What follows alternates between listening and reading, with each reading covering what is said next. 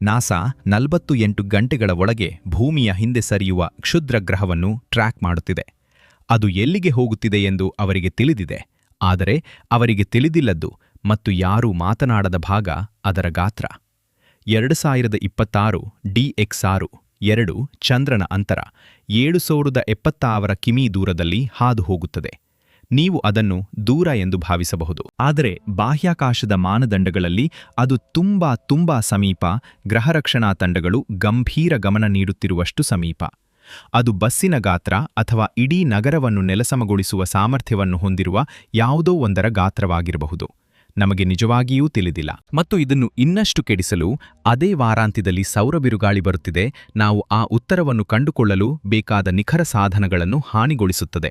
ಕೊನೆಯವರೆಗೂ ನನ್ನೊಂದಿಗೆ ಇರಿ, ಏಕೆಂದರೆ ಈ ಪರಿಸ್ಥಿತಿ ನಮ್ಮ ಗ್ರಹ ರಕ್ಷಣಾ ವ್ಯವಸ್ಥೆಯ ಬಗ್ಗೆ ಏನನ್ನು ತಿಳಿಸುತ್ತದೆಯೋ ಅದು ಕ್ಷುದ್ರ ಗ್ರಹಕ್ಕಿಂತ ಹೆಚ್ಚು ತೊಂದರೆದಾಯಕವಾಗಿದೆ. ಇದು ನಿಮ್ಮನ್ನು ಸೆಳೆದಿದ್ದರೆ ಚಂದಾದಾರರಾಗಿ ಒತ್ತಿರಿ. ಆದ್ದರಿಂದ ನೀವು ಮುಂದೆ ಏನು ಬರುತ್ತದೆ ಎಂಬುದನ್ನು ತಪ್ಪಿಸಿಕೊಳ್ಳಬೇಡಿ. ಹೊಸ ಡೇಟಾ ಹರಿದು ಬರುತ್ತಿರುವಂತೆ ನೀವು ಈಗ ಎಲ್ಲಿಂದ ವೀಕ್ಷಿಸುತ್ತಿದ್ದೀರಿ ಎಂದು ಹೇಳುತ್ತಾ ಕಾಮೆಂಟ್ ಮಾಡಿ ಮತ್ತು ಹೇಳಿ, ಇಷ್ಟು ಸಮೀಪವಾಗಿ ಹಾದು ಹೋಗುವ ವಸ್ತುವಿಗೆ ಸಾರ್ವಜನಿಕ ಗಾತ್ರದ ಅಂದಾಜು ಇಲ್ಲದೆ ಹೋಗುವುದು ನಿಮಗೆ ತೊಂದರೆಯಾಗುತ್ತದೆಯೇ? ಮತ್ತು ನೀವು ಸ್ಕೈಲ್ಯಾಬ್ ಬೆಳೆಯಲು ಸಹಾಯ ಮಾಡು ಬಯಸಿದರೆ ಇದನ್ನು ಹಂಚಿಕೊಳ್ಳಿ. ನೀವು ಕಾರಣ, ನಾವು ಅಗೆಯುತ್ತಲೇ ಇರುತ್ತೇವೆ. ಇಂತಹ ಕತೆಗಳಿಗಾಗಿ ಈಗ ಅದರೊಳಗೆ ಹೋಗೋಣ. ಏನೋ ಬರುತ್ತಿದೆ. ಆ ನುಡಿಗಟ್ಟನ್ನು ಸಾಮಾನ್ಯವಾಗಿ ಆತಂಕ ಮಾರಾಟ ಮಾಡಲು ಶೀರ್ಷಿಕೆಗಳಿಂದ ಬಳಸುವ ರೀತಿಯಲ್ಲಿ ಅಲ್ಲ. ಮೂವಿ ಟ್ರೇಲರ್ ಅಲ್ಲ, ಪಿತೂರಿ ಥ್ರೆಡ್ ಅಲ್ಲ. ಇದು ಪರಿಶೀಲಿಸಿದ ವಸ್ತು, ಅಧಿಕೃತವಾಗಿ ವರ್ಗೀಕರಿಸಲಾದ ವಸ್ತು ಮತ್ತು ಅದಕ್ಕೆ 2026 DX6 ಎಂಬ ಹೆಸರಿದೆ. ಮತ್ತು ಈ ರೆಕಾರ್ಡಿಂಗ್ ಸಮಯದಲ್ಲಿ ಅದು ಮಾರ್ಚ್ 2ರಂದು ಸರಿಸುಮಾರು 2 ಚಂದ್ರನ ಅಂತರದಲ್ಲಿ ಭೂಮಿಯ ಹಿಂದೆ ಹಾರಲು ನಿರ್ಧರಿಸಲಾಗಿದೆ. ನೀವು ಪ್ರಸ್ತುತ ಕುಳಿತಿರುವ ಗ್ರಹದ ಮೇಲ್ಮೈಯಿಂದ ಸುಮಾರು 7076 ಕಿಮಿ ದೂರದಲ್ಲಿ. ಈಗ ನಿಮ್ಮ ಹೃದಯ ಬಡಿತ ಏನಾದರೂ ನಾಟಕೀಯವಾಗುವ ಮೊದಲು ನಾನು ಯಾವುದೋ ಒಂದರ ಬಗ್ಗೆ ನಿಖರವಾಗಿರಲು ಅವಕಾಶ ಮಾಡಿಕೊಡಿ, ಏಕೆಂದರೆ ನಿಖರತೆಯು ಈ ವಿಡಿಯೋದ ಸಂಪೂರ್ಣ ಅಂಶವಾಗಿದೆ. ಇದು ಪ್ರಭಾವದ ಸನ್ನಿವೇಶದ ಸತ್ಯವಲ್ಲ. ಪ್ರಸ್ತುತ ಕಕ್ಷೆಯ ಪರಿಹಾರಗಳು, ನಿಜವಾದ ಟೆಲಿಸ್ಕೋಪ್ಗಳಲ್ಲಿ ನಿಜವಾದ ವಿಜ್ಞಾನಿಗಳು ನಿಜವಾದ ಡೇಟಾವನ್ನು ಬಳಸಿ ಓಡಿಸಿದ ಗಣಿತ 2026ರ ಸುರಕ್ಷಿತ ಹಾದಿಯನ್ನು ತೋರಿಸುತ್ತದೆ. DX6 ನಮ್ಮ ಹಿಂದೆ ವೇಗವಾಗಿ ಹಾದು ಹೋಗಿ ಸೌರವ್ಯೂಹದ ಮೂಲಕ ತನ್ನ ದಾರಿಯನ್ನು ಮುಂದುವರಿಸುತ್ತದೆ. ಮತ್ತು ಪ್ರಭಾವದ ಅಧಿಕೃತ ಸಂಭವನೀಯತೆಯು ಈಗ ನಿಜವಾದ ಕಾಳಜಿಯ ಮೂಲವಲ್ಲ. ಆದರೆ ಇಲ್ಲಿ ವಿಷಯವಿದೆ. ಇಲ್ಲಿ ನಿಜವಾಗಿಯೂ ಮುಖ್ಯವಾದ ಭಾಗವಿದೆ. ಅದು ಎಷ್ಟು ದೊಡ್ಡದು ಎಂದು ನಮಗೆ ತಿಳಿದಿಲ್ಲ. ಅದು ವಾಕ್ಚಾತುರ್ಯ ಸಾಧನವಲ್ಲ. ಪ್ರಸ್ತುತ ಲಭ್ಯವಿರುವ ಡೇಟಾದಂತೆ ಈ ನಿರ್ದಿಷ್ಟ ಕ್ಷಣದ ಕಾರ್ಯಾಚರಣೆಯ ವಾಸ್ತವವಾಗಿದೆ. 2026 DX6ಗೆ ಯಾವುದೇ ದೃಢಪಡಿಸಿದ ವ್ಯಾಸದ ಅಂದಾಜು ಇಲ್ಲ. ಮತ್ತು ಆ ಒಂದು ಕಾಣೆಯಾದ ಸಂಖ್ಯೆ ನಮ್ಮ ಜ್ಞಾನದಲ್ಲಿ ಆ ಒಂದು ಅಂತರ ಮುಂದಿನ 48 ಗಂಟೆಗಳನ್ನು ನಿಜವಾಗಿಯೂ ಆಸಕ್ತಿದಾಯಕವಾಗಿಸುತ್ತದೆ. ಗ್ರಹ ರಕ್ಷಣೆಗೆ ಗಮನ ಕೊಡುವ ಯಾರಿಗಾದರೂ ಏಕೆ ಎಂದು ನಾನು ನಿಮಗೆ ವಿವರಿಸುತ್ತೇನೆ. ನಾವು 2 ಚಂದ್ರನ ಅಂತರದಲ್ಲಿ ಹಾದು ಹೋಗುವ ಕ್ಷುದ್ರ ಗ್ರಹದ ಬಗ್ಗೆ ಮಾತನಾಡುವಾಗ ಹೆಚ್ಚಿನ ಜನರು 2 ಚಂದ್ರರ ದೂರವನ್ನು ಕೇಳಿ ತಲೆ ಅಲ್ಲಾಡಿಸುತ್ತಾರೆ. ಅದು ದೂರ ಎಂದು ತೋರುತ್ತದೆ ಮತ್ತು ಮಾನವ ಪರಿಭಾಷೆಯಲ್ಲಿ ಅದು ದೂರವೇ. ಆದರೆ ಗ್ರಹ ರಕ್ಷಣಾ ವಿಜ್ಞಾನಿಗಳು ಸಮೀಪಗಳನ್ನು ವರ್ಗೀಕರಿಸಲು ಬಳಸುವ ಪರಿಭಾಷೆಯಲ್ಲಿ 2 ಚಂದ್ರನ ಅಂತರಗಳು ಕಾರ್ಯಾಚರಣೆಯ ದೃಷ್ಟಿಯಿಂದ ಸಮೀಪವಾಗಿದೆ. ಇದು ವರ್ಧಿತ ಮೇಲ್ವಿಚಾರಣೆಯನ್ನು ಪ್ರಚೋದಿಸುವ ಮಿತಿಯೊಳಗೆ ಕುಳಿತುಕೊಳ್ಳುತ್ತದೆ. ಹೆಚ್ಚುವರಿ ವೀಕ್ಷಣಾ ಅಭಿಯಾನಗಳು ಮತ್ತು ವೈಜ್ಞಾನಿಕ ಗಮನದ ಸಂಪೂರ್ಣ ಕ್ಯಾಸ್ಕೇಡ್. ಚಂದ್ರ ಭೂಮಿಯಿಂದ ಸುಮಾರು 374,000 ಕಿಮಿ ದೂರದಲ್ಲಿದೆ. 2 ಚಂದ್ರನ ಅಂತರಗಳು ಸರಿಸುಮಾರು 875,000 ಕಿಮಿ. ಅದು ಚಂದ್ರನಿಗೆ 2 ಪಟ್ಟು ದೂರ ಮತ್ತು ಸೂರ್ಯನಿಗೆ ಇರುವ ದೂರದ ಅರ್ಧಶೇಕಡಾದಷ್ಟು. ಕಕ್ಷಾ ಯಂತ್ರಶಾಸ್ತ್ರದ ಪರಿಭಾಷೆಯಲ್ಲಿ ಅದು ತುಂಬ ಹತ್ತಿರ. ಈಗ ಪಥವು ಇಲ್ಲಿ ರಹಸ್ಯವಲ್ಲ. ಅದು ಎಲ್ಲಿಗೆ ಹೋಗುತ್ತಿದೆ ಎಂದು ನಮಗೆ ತಿಳಿದಿದೆ. ನಮಗೆ ತಿಳಿದಿಲ್ಲದ್ದು ಅದು ಯಾವುದರಿಂದ ಮಾಡಲ್ಪಟ್ಟಿದೆ, ಅದು ನಿಜವಾಗಿ ಎಷ್ಟು ದೊಡ್ಡದಾಗಿದೆ ಮತ್ತು ಆದ್ದರಿಂದ ಅದು ಸೈದ್ಧಾಂತಿಕವಾಗಿ ಎಷ್ಟು ಶಕ್ತಿಯನ್ನು ಹೊತ್ತೊಯ್ಯುತ್ತದೆ. ಕೆಲವು ಪರ್ಯಾಯ ಬ್ರಹ್ಮಾಂಡದಲ್ಲಿ ಗಣಿತವು ಬೇರೆ ರೀತಿಯಲ್ಲಿ ಕೆಲಸ ಮಾಡಿದ್ದರೆ, ಸಮೀಪದ ಹಾದಿಯ ಬದಲು ಅದು ಘರ್ಷಣೆಯ ಹಾದಿಯಲ್ಲಿದ್ದರೆ ಮತ್ತು ಅದು ಮುಖ್ಯವಾಗುತ್ತದೆ. ಏಕೆಂದರೆ ಕ್ಷುದ್ರಗ್ರಹದ ಪ್ರಭಾವದ ಮೇಲಿನ ಶಕ್ತಿಯ ಅಳತೆಯು ರೇಖೀಯವಲ್ಲ. ಇದು ಘನವಾಗಿದೆ, ವ್ಯಾಸದ ಘನ. ಇದರರ್ಥ ಗಾತ್ರದಲ್ಲಿ ಸಣ್ಣ ವ್ಯತ್ಯಾಸಗಳು ವಿನಾಶಕಾರಿ ಸಾಮರ್ಥ್ಯದಲ್ಲಿ ದೊಡ್ಡ ವ್ಯತ್ಯಾಸಗಳಾಗಿ ಅನುವಾದಿಸುತ್ತವೆ. ಈ ರೀತಿ ಯೋಚಿಸಿ. ಸುಮಾರು 10 ಮೀಟರ್ ಅಡ್ಡಲಾಗಿರುವ ವಸ್ತು ದೊಡ್ಡ ಬಸ್ಸಿನ ಗಾತ್ರ. ವಾತಾವರಣವನ್ನು ಪ್ರವೇಶಿಸಿದರೆ ಅದು ಅದ್ಭುತವಾದ ಅಗ್ನಿಗೋಳವನ್ನು ಉತ್ಪಾದಿಸುತ್ತದೆ. ಅದು ಬಹುಶಃ ನೆಲದ ಮೇಲೆ ಗಾಳಿಯ ಸ್ಫೋಟದಲ್ಲಿ ಸಿಡಿಯುತ್ತದೆ. ಅದ್ಭುತ, ಬಹುಶಃ ಗಾಬರಿಗೊಳಿಸುವ. ಆದರೆ ಬದುಕಬಲ್ಲದು. ಅದನ್ನು 30ರಿಂದ 50 ಮೀಟರ್ವರೆಗೆ ಹೆಚ್ಚಿಸಿ ಸಣ್ಣ ಕಚೇರಿ ಕಟ್ಟಡದ ಗಾತ್ರ.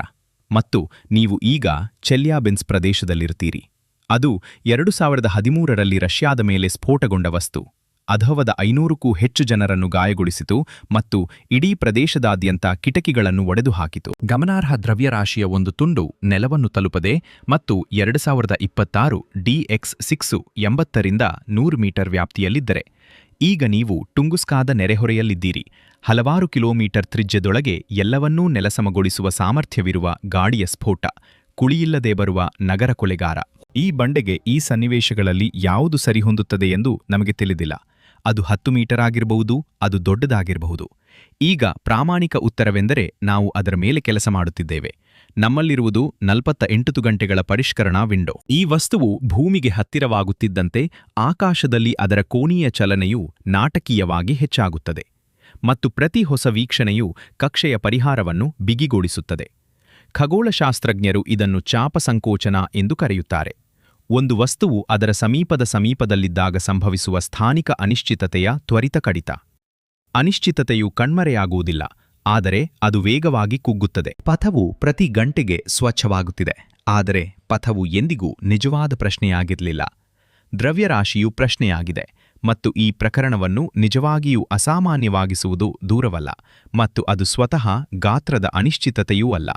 ಇದು ಸಮಯ.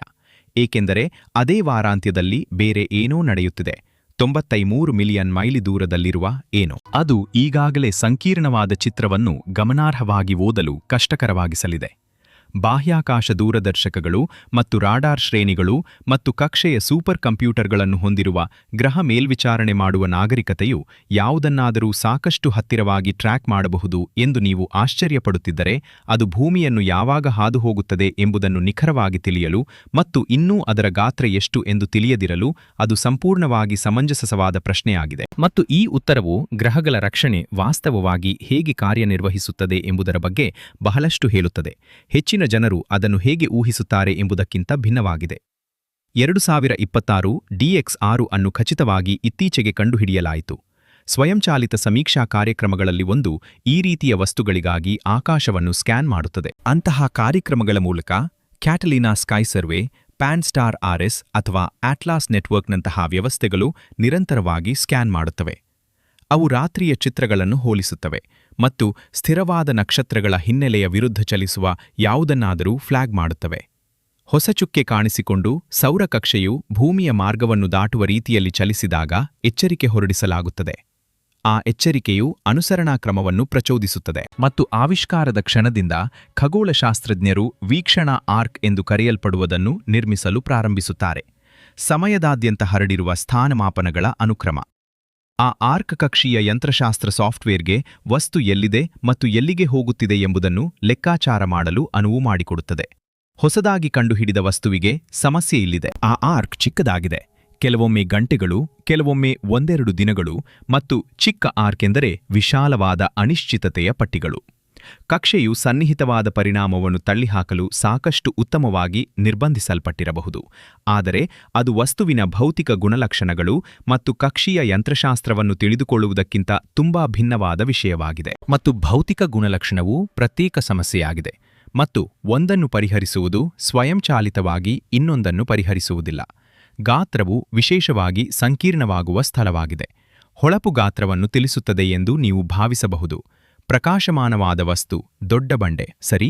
ಅಷ್ಟು ಸರಳವಲ್ಲ. ಒಂದು ಕ್ಷುದ್ರ ಗ್ರಹದ ವೀಕ್ಷಿತ ಹೊಳಪು 2 ವಿಷಯಗಳನ್ನು ಅವಲಂಬಿಸಿರುತ್ತದೆ: ಅದರ ಗಾತ್ರ ಮತ್ತು ಅದರ ಪ್ರತಿಫಲನಶೀಲತೆ. ಇದನ್ನು ಖಗೋಳಶಾಸ್ತ್ರಜ್ಞರು ಅಲ್ಬೆಡೋ ಎಂದು ಕರೆಯುತ್ತಾರೆ. ದೊಡ್ಡ ಕಪ್ಪು ಬಂಡೆ ಮತ್ತು ಸಣ್ಣ ಪ್ರಕಾಶಮಾನವಾದ ಬಂಡೆ ದೂರದರ್ಶಕದ ಮೂಲಕ ಒಂದೇ ರೀತಿ ಕಾಣಿಸಬಹುದು. ಕಾರ್ಬೊನೇಷಿಯಸ್ ಕ್ಷುದ್ರಗ್ರಹವು ಕಪ್ಪು ಮತ್ತು ಪ್ರಾಚೀನವಾಗಿದ್ದು, ಅದನ್ನು ಹೊಡೆಯುವ ಹೆಚ್ಚಿನ ಬೆಳಕನ್ನು ಹೀರಿಕೊಳ್ಳುತ್ತದೆ. ಅಲ್ಬೆಡೋ ಸುಮಾರು 3ರಿಂದ 5 ಸೆರೆತೋ ಇರಬಹುದು. ಪ್ರಕಾಶಮಾನವಾದ ಕಲ್ಲಿನ ಅಥವಾ ಲೋಹದ ಕ್ಷುದ್ರ ಗ್ರಹವು ಒಳಬರುವ ಸೂರ್ಯನ ಬೆಳಕಿನ 20ರಿಂದ 30 ಸೆರೆತೋ ಅನ್ನು ಪ್ರತಿಫಲಿಸಬಹುದು. ಅದನ್ನು ಗಣಿತದ ಮೂಲಕ ಓಡಿಸಿ ಮತ್ತು ನೀವು 3ರಿಂದ 5 ಪಟ್ಟು ಬದಲಾಗುವ ಗಾತ್ರದ ಅಂದಾಜನ್ನು ಪಡೆಯುತ್ತೀರಿ. ನೀವು ಯಾವ ರೀತಿಯ ಬಂಡೆಯನ್ನು ನೋಡುತ್ತಿದ್ದೀರಿ ಎಂಬುದರ ಮೇಲೆ ಅವಲಂಬಿತವಾಗಿದೆ. 3ರಿಂದ 5 ಪಟ್ಟು.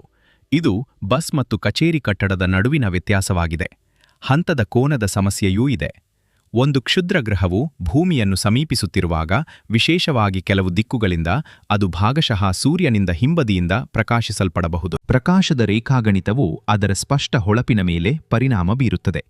ಕಾಲಾನಂತರದಲ್ಲಿ ಅನೇಕ ಕೋನಗಳಿಂದ ಹೆಚ್ಚುವರಿ ವೀಕ್ಷಣೆಗಳಿಲ್ಲದೆ ಸಂಪೂರ್ಣವಾಗಿ ಸರಿಪಡಿಸಲು ಕಷ್ಟಕರವಾದ ರೀತಿಯಲ್ಲಿ. ಸಣ್ಣ ಆರ್ಕ್ ಆವಿಷ್ಕಾರದ ಆರಂಭದಲ್ಲಿ ಆ ತಿದ್ದುಪಡಿಗಳು ಅಸ್ಪಷ್ಟವಾಗಿರುತ್ತವೆ. ನೀವು ಮೂಲಭೂತವಾಗಿ ಬೇರೊಬ್ಬರು ತಿರುಚುತ್ತಿರುವ ಡಿಮ್ಮರ್ ಸ್ವಿಚ್ ಅನ್ನು ಓದುತ್ತಿದ್ದೀರಿ. ಹಾಗಾದರೆ ರಾಡಾರ್ ಅನ್ನು ಏಕೆ ಬಳಸಬಾರದು? ರಾಡಾರ್ ಭೌತಿಕ ಗುಣಲಕ್ಷಣಕ್ಕೆ ಚಿನ್ನದ ಮಾನದಂಡವಾಗಿದೆ.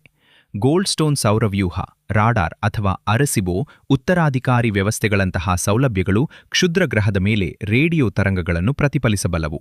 ಅವು ನಿಖರವಾದ ದೂರ ಮತ್ತು ವೇಗದ ಡೇಟಾವನ್ನು ಮಾತ್ರವಲ್ಲದೆ, ಕೆಲವು ಸಂದರ್ಭಗಳಲ್ಲಿ ರಾಡಾರ್ ಅಡ್ಡ ವಿಭಾಗದಿಂದ ನಿಜವಾದ ಆಕಾರ ಮತ್ತು ಗಾತ್ರದ ನಿರ್ಬಂಧಗಳನ್ನು ಹಿಂದಿರುಗಿಸುತ್ತವೆ. ಇದು ಸ್ಪಷ್ಟ ಉತ್ತರದಂತೆ ತೋರುತ್ತದೆ, ಮತ್ತು ಅದು ಹೆಚ್ಚಾಗಿ ಹಾಗೆ. ಆದರೆ ರಾಡಾರ್ ಗುಣಲಕ್ಷಣವು ನಿಜವಾದ ನಿರ್ಬಂಧಗಳನ್ನು ಹೊಂದಿದೆ. ರೇಖಾಗಣಿತವು ಕಾರ್ಯನಿರ್ವಹಿಸಬೇಕು. ವಸ್ತುವು ನಿರ್ದಿಷ್ಟ ಆಂಟೆನಾ ತಲುಪಲು ಸರಿಯಾದ ದೂರ ಮತ್ತು ಅವನತಿಯಲ್ಲಿರಬೇಕು. ವೇಳಾಪಟ್ಟಿ ಸ್ಪರ್ಧಾತ್ಮಕವಾಗಿದೆ, ಏಕೆಂದರೆ ಇವು ಅನೇಕ ವೈಜ್ಞಾನಿಕ ಆದ್ಯತೆಗಳನ್ನು ಹೊಂದಿರುವ ಹಂಚಿಕೆಯ ಸಂಶೋಧನಾ ಸೌಲಭ್ಯಗಳಾಗಿವೆ. ಮತ್ತು ತುಲನಾತ್ಮಕವಾಗಿ ಹತ್ತಿರದ ದೂರದಲ್ಲಿ ಸಿಗ್ನಲ್ ಟು ಶಬ್ದ ಅನುಪಾತಗಳು ಇತ್ತೀಚೆಗೆ ಕಂಡುಹಿಡಿದ ಸಣ್ಣ ವೇಗದ ಚಲಿಸುವ ವಸ್ತುವಿಗೆ ಸವಾಲಾಗಿರಬಹುದು. ಇದು ವ್ಯವಸ್ಥೆಯ ವೈಫಲ್ಯವಲ್ಲ, ಇದು ನೈಜ ಪ್ರಪಂಚದ ನಿರ್ಬಂಧಗಳ ಅಡಿಯಲ್ಲಿ ವಿನ್ಯಾಸಗೊಳಿಸಿದಂತೆ ಕಾರ್ಯನಿರ್ವಹಿಸುತ್ತಿರುವ ವ್ಯವಸ್ಥೆಯಾಗಿದೆ. ಆದರೆ ಮುಂದಿನ 48 ಗಂಟೆಗಳ ಕಾಲ 2026 DX6 ಭಾಗಶಃ ವಿವರಿಸಲ್ಪಟ್ಟಿದೆ. ಅದರ ಪಥ ತಿಳಿದಿದೆ, ಅದರ ದ್ರವ್ಯರಾಶಿ ತೆರೆದ ಪ್ರಶ್ನೆಯಾಗಿದೆ. ಮತ್ತು ಈ ನಿರ್ದಿಷ್ಟ ವೀಕ್ಷಣಾ ವಿಂಡೋವನ್ನು ಸಾಮಾನ್ಯಕ್ಕಿಂತ ಹೆಚ್ಚು ಒತ್ತಡಕ್ಕೆ ತಳ್ಳುವುದು ಎಂದರೆ ಸೂರ್ಯನು ಪ್ರಸ್ತುತ ಸಹಕರಿಸುತ್ತಿಲ್ಲ, ಸ್ವಲ್ಪವೂ ಇಲ್ಲ. 2010 DX6 ಭೂಮಿಗೆ ಅದರ ಹತ್ತಿರದ ವಿಧಾನವನ್ನು ಮಾಡುವ ಅದೇ ವಾರಾಂತ್ಯದ ಸುಮಾರಿಗೆ. ಒಂದು ಕೊರೊನಲ್ ಮಾಸ್ ಎಜೆಕ್ಷನ್, ಒಂದು CME ನಮ್ಮ ನೆರೆಹೊರೆಗೆ ಆಗಮಿಸುವ ಮುನ್ಸೂಚನೆ ಇದೆ. ಮತ್ತು ನೀವು ಅದನ್ನು ಆಸಕ್ತಿದಾಯಕ ಕಾಕತಾಳೀಯ ಎಂದು ದಾಖಲಿಸುವ ಮೊದಲು, ಅದು ನಾವು ಕ್ಷುದ್ರಗ್ರಹದ ಬಗ್ಗೆ ಹೇಳುತ್ತಿರುವ ಕಥೆಗೆ ಏಕೆ ಮುಖ್ಯವಾಗಿದೆ ಎಂಬುದನ್ನು ನಾನು ವಿವರಿಸುತ್ತೇನೆ. ನಾವು ಇನ್ನೂ ಕೊರೊನಲ್ ಮಾಸ್ ಎಜೆಕ್ಷನ್ ಅನ್ನು ಅಳೆಯಲು ಸಾಧ್ಯವಿಲ್ಲ. ಇದು ಸೂರ್ಯನ ಹೊರ ವಾತಾವರಣದಿಂದ ಕಾಂತೀಕೃತ ಪ್ಲಾಸ್ಮಾದ ಅಗಾಧ ಸ್ಫೋಟವಾಗಿದೆ.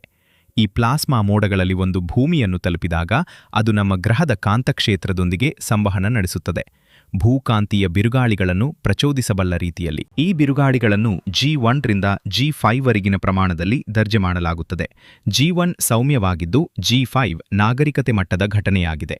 ಈ ವಾರಾಂತ್ಯದಲ್ಲಿ ನಾವು ನೋಡುತ್ತಿರುವುದು G5 ಅಲ್ಲ, ಆದರೆ ಮಧ್ಯಮ ಭೂಕಾಂತೀಯ ಬಿರುಗಾಳಿಯೂ ಸಹ ಭೂಮಿಯ ಅಯಾನುಗೋಳದಲ್ಲಿ ಅಳೆಯಬಲ್ಲ ಪ್ರಕ್ಷುಬ್ಧತೆಯನ್ನು ಸೃಷ್ಟಿಸುತ್ತದೆ. ವಾತಾವರಣದ ಮೇಲಿನ ಪದರವು ರೇಡಿಯೋ ಸಂಕೇತಗಳು ನೆಲಕ್ಕೆ ಮತ್ತು ಅಲ್ಲಿಂದ ಹೋಗುವಾಗ ಹಾದು ಹೋಗುತ್ತದೆ, ಮತ್ತು ಇಲ್ಲಿ ಅದು ನಮ್ಮ ಹೆಸರಿಲ್ಲದ ಕ್ಷುದ್ರ ಗ್ರಹಕ್ಕೆ ನೇರವಾಗಿ ಸಂಪರ್ಕಿಸುತ್ತದೆ.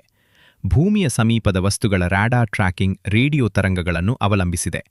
ಅಯಾನುಗೋಳವು ಭೂಕಾಂತೀಯ ಬಿರುಗಾಳಿಯಿಂದ ಪ್ರಕ್ಷುಬ್ಧಗೊಂಡಾಗ, ಅದೇ ಅಯಾನುಗೋಳದ ಮೂಲಕ ಸ್ವಚ್ಛವಾಗಿ ಚಲಿಸುವಾಗ ಸಂಕೇತ ಪ್ರಸರಣವು ಕ್ಷೀಣಿಸುತ್ತದೆ. ಶಬ್ದದ ಮಟ್ಟವು ಏರುತ್ತದೆ ಮತ್ತು ಮಾಪನ ನಿಖರತೆಯು ಕಡಿಮೆಯಾಗುತ್ತದೆ, ಆದರೆ ವಿನಾಶಕಾರಿಯಾಗಿ ಅಲ್ಲ. ಆಧುನಿಕ ಟ್ರ್ಯಾಕಿಂಗ್ ವ್ಯವಸ್ಥೆಗಳನ್ನು ಅಂಚುಗಳೊಂದಿಗೆ ವಿನ್ಯಾಸಗೊಳಿಸಲಾಗಿದೆ, ಆದರೆ ಅಂಚುಗಳು ಬಿಗಿಯಾಗುತ್ತವೆ.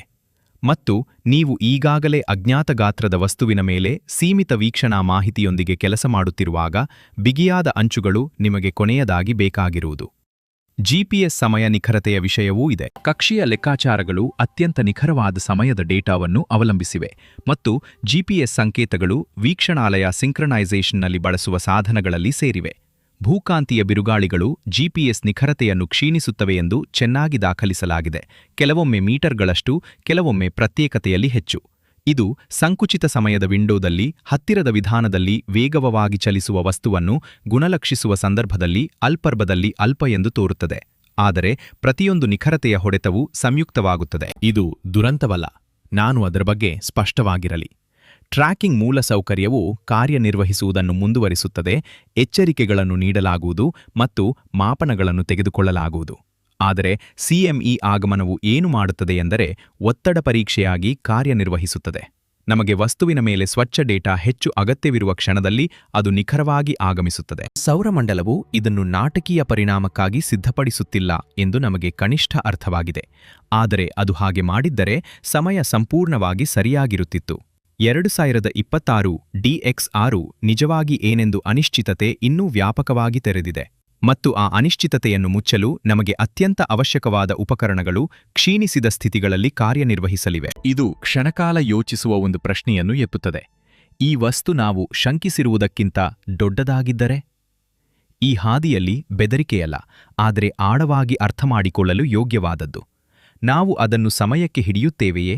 ಆ ಪ್ರಶ್ನೆಯನ್ನು ಮನಸ್ಸಿನಲ್ಲಿಟ್ಟುಕೊಳ್ಳಿ, ಏಕೆಂದರೆ ಈ ನಿರ್ದಿಷ್ಟ ಹಾದಿಯ ಕಕ್ಷೀಯ ರೇಖಾಗಣಿತವು ದೂರವು ಸೂಚಿಸುವುದಕ್ಕಿಂತ ಹೆಚ್ಚು ಅಸಾಮಾನ್ಯವಾದದ್ದನ್ನು ಬಹಿರಂಗಪಡಿಸುತ್ತದೆ. ಸಂಖ್ಯೆ 2076 ಕಿಮೀ 2026 DX6 ಹತ್ತಿರದ ಸಮೀಪದಲ್ಲಿ ಎಲ್ಲಿರುತ್ತದೆ ಎಂಬುದನ್ನು ವಿವರಿಸುತ್ತದೆ. ಆದರೆ ಅದು ಅಲ್ಲಿಗೆ ಹೇಗೆ ತಲುಪುತ್ತದೆ, ಅಥವಾ ಎಷ್ಟು ವೇಗವಾಗಿ, ಅಥವಾ ಯಾವ ಕೋನದಲ್ಲಿ ಎಂಬುದನ್ನು ವಿವರಿಸುವುದಿಲ್ಲ. ಮತ್ತು ಆ ವಿವರಗಳು ಈ ಹಾದಿಯು ವೈಜ್ಞಾನಿಕವಾಗಿ ನಿಜವಾಗಿ ಏನು ಅರ್ಥೈಸುತ್ತದೆ ಎಂಬುದನ್ನು ಅರ್ಥಮಾಡಿಕೊಳ್ಳಲು ಅತ್ಯಂತ ಮಹತ್ವದ್ದಾಗಿವೆ. ಭೂಮಿಯ ಸಮೀಪದ ವಸ್ತುಗಳನ್ನು ಸಾಮಾನ್ಯವಾಗಿ ಸೂರ್ಯನ ಸುತ್ತ ಭೂಮಿಯ ಮಾರ್ಗಕ್ಕೆ ಸಂಬಂಧಿಸಿದಂತೆ ಅವುಗಳ ಕಕ್ಷೆಗಳ ಆಕಾರ ಮತ್ತು ದಿಕ್ಕಿನಿಂದ ವರ್ಗೀಕರಿಸಲಾಗುತ್ತದೆ. ಅಪೋಲೋ ಪ್ರಕಾರದ ಕ್ಷುದ್ರಗ್ರಹಗಳು ಒಂದು ಖಗೋಳ ಘಟಕಕ್ಕಿಂತ ಹೆಚ್ಚಿನ ಅರ್ಧಮುಖ್ಯ ಅಕ್ಷವನ್ನು ಹೊಂದಿರುವ ಭೂಮಿಯ ಕಕ್ಷೆಯನ್ನು ದಾಟುವ ಕಕ್ಷೆಗಳನ್ನು ಹೊಂದಿವೆ. ಎಎಂಎ ಪ್ರಕಾರದ ವಸ್ತುಗಳು ಭೂಮಿಯ ಕಕ್ಷೆಗೆ ಹತ್ತಿರ ಬರುವ, ಆದರೆ ಸಂಪೂರ್ಣವಾಗಿ ದಾಟದ ಕಕ್ಷೆಗಳನ್ನು ಹೊಂದಿವೆ. ಈ ನಿರ್ದಿಷ್ಟ ವಸ್ತುವಿಗಾಗಿ ಪ್ರಕಟಿಸಲಾದ ದೃಢಪಡಿಸಿದ ಕಕ್ಷೀಯ ಅಂಶಗಳಿಲ್ಲದೆ ನಾವು ಸಾಮಾನ್ಯವಾಗಿರುತ್ತೇವೆ. ಆದರೆ ಸಮೀಪದ ರೇಖಾಗಣಿತವು ಯಾವುದೇ ವರ್ಗೀಕರಣ ಅನ್ವಯಿಸುತ್ತದೆ ಎಂದು ನಮಗೆ ಹೇಳುತ್ತದೆ. ಇದು ಒಳ ಸೌರಮಂಡಲವನ್ನು ಭೂಮಿಯ ಕಕ್ಷಾ ನೆರೆಹೊರೆಗೆ ಪುನರಾವರ್ತಿತವಾಗಿ ಹತ್ತಿರ ತರುವ ರೀತಿಯಲ್ಲಿ ದಾಟುವ ಮಾರ್ಗವನ್ನು ಹೊಂದಿರುವ ವಸ್ತುವಾಗಿದೆ. ಹತ್ತಿರದ ಸಮೀಪದಲ್ಲಿ 2026 DX ಒತ್ತು ಭೂಮಿಗೆ ಸಂಬಂಧಿಸಿದ ವೇಗದಲ್ಲಿ ಚಲಿಸುತ್ತಿರುತ್ತದೆ. ನಿರ್ದಿಷ್ಟ ಪಥವನ್ನು ಅವಲಂಬಿಸಿ ಅದು ಗಂಟೆಗೆ 16,000 ಕಿಲೋಮೀಟರ್ಗಳ ವ್ಯಾಪ್ತಿಯಲ್ಲಿರಬಹುದು. ಆ ವೇಗವು ದ್ರವ್ಯರಾಶಿಯೊಂದಿಗೆ ಸೇರಿ ಚಲನಶಕ್ತಿಯನ್ನು ನಿರ್ಧರಿಸುತ್ತದೆ, ಮತ್ತು ಚಲನಶಕ್ತಿಯೇ ಮುಖ್ಯ, ದೂರವಲ್ಲ, ಪಥವಲ್ಲ, ಘರ್ಷಣೆಯ ಸಂಭವನೀಯತೆಯಲ್ಲ. ಗ್ರಹರಕ್ಷಣಾ ವಿಜ್ಞಾನಿಗಳು ಒಂದು ವಸ್ತುವು ಏನು ಮಾಡಬಲ್ಲದು ಎಂಬುದನ್ನು ಅರ್ಥಮಾಡಿಕೊಳ್ಳಲು ಪ್ರಯತ್ನಿಸುವಾಗ ಹೆಚ್ಚು ಕಾಳಜಿ ವಹಿಸುವ ಸಂಖ್ಯೆ ಇದು. ಇಲ್ಲಿ ಕೆಟ್ಟ ಸನ್ನಿವೇಶದಲ್ಲಿ ಗುರುತ್ವ ಕೀಹೋಲ್ ಎಂಬ ಪರಿಕಲ್ಪನೆಯನ್ನು ಅರ್ಥಮಾಡಿಕೊಳ್ಳುವುದು ಯೋಗ್ಯವಾಗಿದೆ. ಯಾವುದೇ ಗ್ರಹದ ಸುತ್ತಲೂ ಸಾಮಾನ್ಯವಾಗಿ ಕೆಲವೇ 100 ಕಿಲೋಮೀಟರ್ಗಳ ಅಗಲದ ನಿರ್ದಿಷ್ಟ ಕಿರಿದಾದ ಪ್ರದೇಶಗಳಿವೆ. ಅಲ್ಲಿ ಒಂದು ಕ್ಷುದ್ರ ಗ್ರಹವು ಸಮೀಪದ ಸಮಯದಲ್ಲಿ ಅವುಗಳ ಮೂಲಕ ಹಾದು ಹೋದರೆ ಗ್ರಹದ ಗುರುತ್ವವು ವಸ್ತುವಿನ ಪಥವನ್ನು ಬಾಗಿಸುತ್ತದೆ. ಭವಿಷ್ಯದ ಕಕ್ಷೆಯಲ್ಲಿ ಅದನ್ನು ಘರ್ಷಣೆಯ ಮಾರ್ಗದಲ್ಲಿ ಇಡುವಷ್ಟು ಸಾಕಾಗುತ್ತದೆ. ಈ ಕೀಹೋಲ್ಗಳನ್ನು ಕಕ್ಷೀಯ ಯಂತ್ರಶಾಸ್ತ್ರ ಮತ್ತು ಅನಿಶ್ಚಿತತಾ ದೀರ್ಘವೃತ್ತಗಳಿಂದ ಲೆಕ್ಕಹಾಕಲಾಗುತ್ತದೆ, ಮತ್ತು ಅವು ಕ್ಷುದ್ರ ಗ್ರಹ ವಿಜ್ಞಾನದ ಹೆಚ್ಚು ಸ್ತಬ್ಧವಾಗಿ ಆತಂಕಕಾರಿ ಅಂಶಗಳಲ್ಲಿ ಒಂದನ್ನು ಪ್ರತಿನಿಧಿಸುತ್ತವೆ. ಆಪೋಫಿಸ್ನಂತಹ ಕೆಲವು ಚೆನ್ನಾಗಿ ಟ್ರ್ಯಾಕ್ ಮಾಡಲಾದ ವಸ್ತುಗಳಿಗೆ ಕೀಹೋಲ್ ವಿಶ್ಲೇಷಣೆಯು 2029 ಮತ್ತು 2036 ಸಮೀಪಗಳ ಅಪಾಯ ಮೌಲ್ಯಮಾಪನಕ್ಕೆ ಕೇಂದ್ರವಾಗಿತ್ತು. ನಾನು ಸ್ಪಷ್ಟವಾಗಿ ಹೇಳುತ್ತೇನೆ, 2026 DX6ಗೆ ಯಾವುದೇ ತಿಳಿದಿರುವ ಕೀಹೋಲ್ ಬೆದರಿಕೆ ಸಂಬಂಧಿಸಿಲ್ಲ. ಪ್ರಸ್ತುತ ದತ್ತಾಂಶವು ಅದನ್ನು ಸೂಚಿಸುವುದಿಲ್ಲ, ಆದರೆ ಪರಿಕಲ್ಪನೆಯು ಇಲ್ಲಿ ಮುಖ್ಯವಾಗಿದೆ, ಏಕೆಂದರೆ ಸುರಕ್ಷಿತ ಹಾದಿಯೂ ಸಹ ಕೇವಲ ಒಂದು ಘಟನೆಯಲ್ಲ ಏಕೆ ಎಂಬುದನ್ನು ಇದು ವಿವರಿಸುತ್ತದೆ. ವಿಜ್ಞಾನಿಗಳು ಸಮೀಪದ ಸಮಯದಲ್ಲಿ ಒಂದು ಕ್ಷುದ್ರ ಗ್ರಹವು ಭೂಮಿಗೆ ಸಂಬಂಧಿಸಿದಂತೆ ನಿಖರವಾಗಿ ಎಲ್ಲಿ ಹಾದು ಹೋಗುತ್ತದೆ ಎಂಬುದನ್ನು ನಕ್ಷೆ ಮಾಡಲು ಬಿ-ಪ್ಲೇನ್ ವಿಶ್ಲೇಷಣೆ ಎಂಬುದನ್ನು ಬಳಸುತ್ತಾರೆ. ಬಿ-ಪ್ಲೇನ್ ಎಂಬುದು ಒಂದು ಕಾಲ್ಪನಿಕ ಸಮತಲ ಮೇಲ್ಮೈಯಾಗಿದ್ದು, ಅದು ಒಳಬರುವ ಪಥಕ್ಕೆ ಲಂಬವಾಗಿರುತ್ತದೆ. ಭೂಮಿಯ ಮೇಲೆ ಕೇಂದ್ರೀಕೃತವಾಗಿರುವ ಬಿ-ಪ್ಲೇನ್ ಅನಿಶ್ಚಿತತಾ ದೀರ್ಘವೃತ್ತವು ಹತ್ತಿರದ ಸಮೀಪ ಬಿಂದು ಈಗ ಎಲ್ಲಿರಬಹುದು ಎಂಬುದರ ಸಾಂಖ್ಯಿಕ ಹರಡುವಿಕೆಯನ್ನು ವಿವರಿಸುತ್ತದೆ.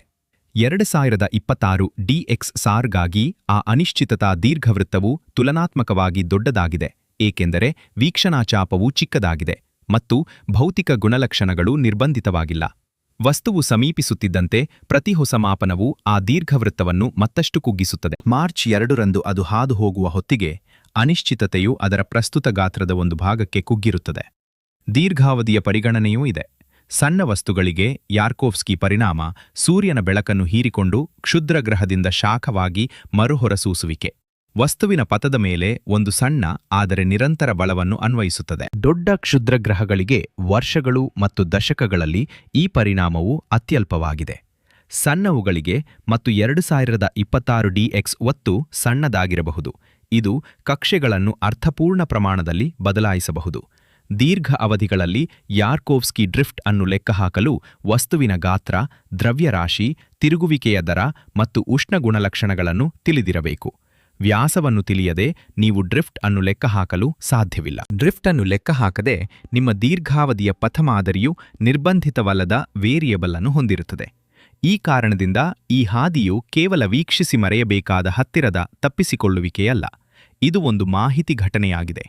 ಈ ಸಮೀಪದ ಸಮಯದಲ್ಲಿ ಸಂಗ್ರಹಿಸಲಾದ ಪ್ರತಿ ನಿಮಿಷದ ರಾಡಾರ್ ಸಮಯ, ಪ್ರತಿ ದೃಗ್ವೈಜ್ಞಾನಿಕ ಮಾಪನ ಮತ್ತು ಪ್ರತಿ ಫೋಟೋಮೆಟ್ರಿಕ್ ದತ್ತಾಂಶ ಬಿಂದುವು ನೇರವಾಗಿ ನಮ್ಮ ಸಾಮರ್ಥ್ಯವನ್ನು ಸುಧಾರಿಸುತ್ತದೆ. ಮುಂದಿನ ದಶಕ ಮತ್ತು ಅದರಾಚೆಗೆ ಈ ವಸ್ತುವಿನ ವರ್ತನೆಯನ್ನು ಮಾದರಿ ಮಾಡಲು ನಾವು ಈ ಸಾಮರ್ಥ್ಯವನ್ನು ಬಳಸುತ್ತೇವೆ. ಕ್ಷುದ್ರಗ್ರಹವು ಈಗ ಅಪಾಯಕಾರಿಯಲ್ಲ, ಆದರೆ ಅದು ನಂತರ ಎಂದಾದರೂ ಮಹತ್ವದ್ದಾಗಬಹುದೇ ಎಂದು ನಮಗೆ ಹೇಳುವ ಜ್ಞಾನದ ಅಡಿಪಾಯವನ್ನು ನಾವು ಸ್ಥಾಪಿಸುತ್ತಿದ್ದೇವೆ. ಮತ್ತು ಇಲ್ಲಿ ಅಹಿತಕರ ಭಾಗವಿದೆ. ಆ ಜ್ಞಾನ ನಿರ್ಮಾಣ ಮಿಷನ್ ಪ್ರಸ್ತುತ ಒತ್ತಡದಲ್ಲಿ ಕ್ಷೀಣಿಸಿದ ಉಪಕರಣಗಳೊಂದಿಗೆ ಸಂಕುಚಿತ ಸಮಯದ ವಿಂಡೋದಲ್ಲಿ ನಡೆಸಲಾಗುತ್ತಿದೆ. ಆ ಮಾಹಿತಿಯು ನಿಜವಾಗಿ ಎಷ್ಟು ಸ್ವಚ್ಛವಾಗಿದೆ ಎಂಬ ಪ್ರಶ್ನೆಯು ಜೂನ್ 30, 1908ರಂದು ಯಾವುದೇ ಶೀರ್ಷಿಕೆಯು ಒಪ್ಪಿಕೊಂಡಿರುವುದಕ್ಕಿಂತ ಹೆಚ್ಚು ಮುಖ್ಯವಾಗಿದೆ.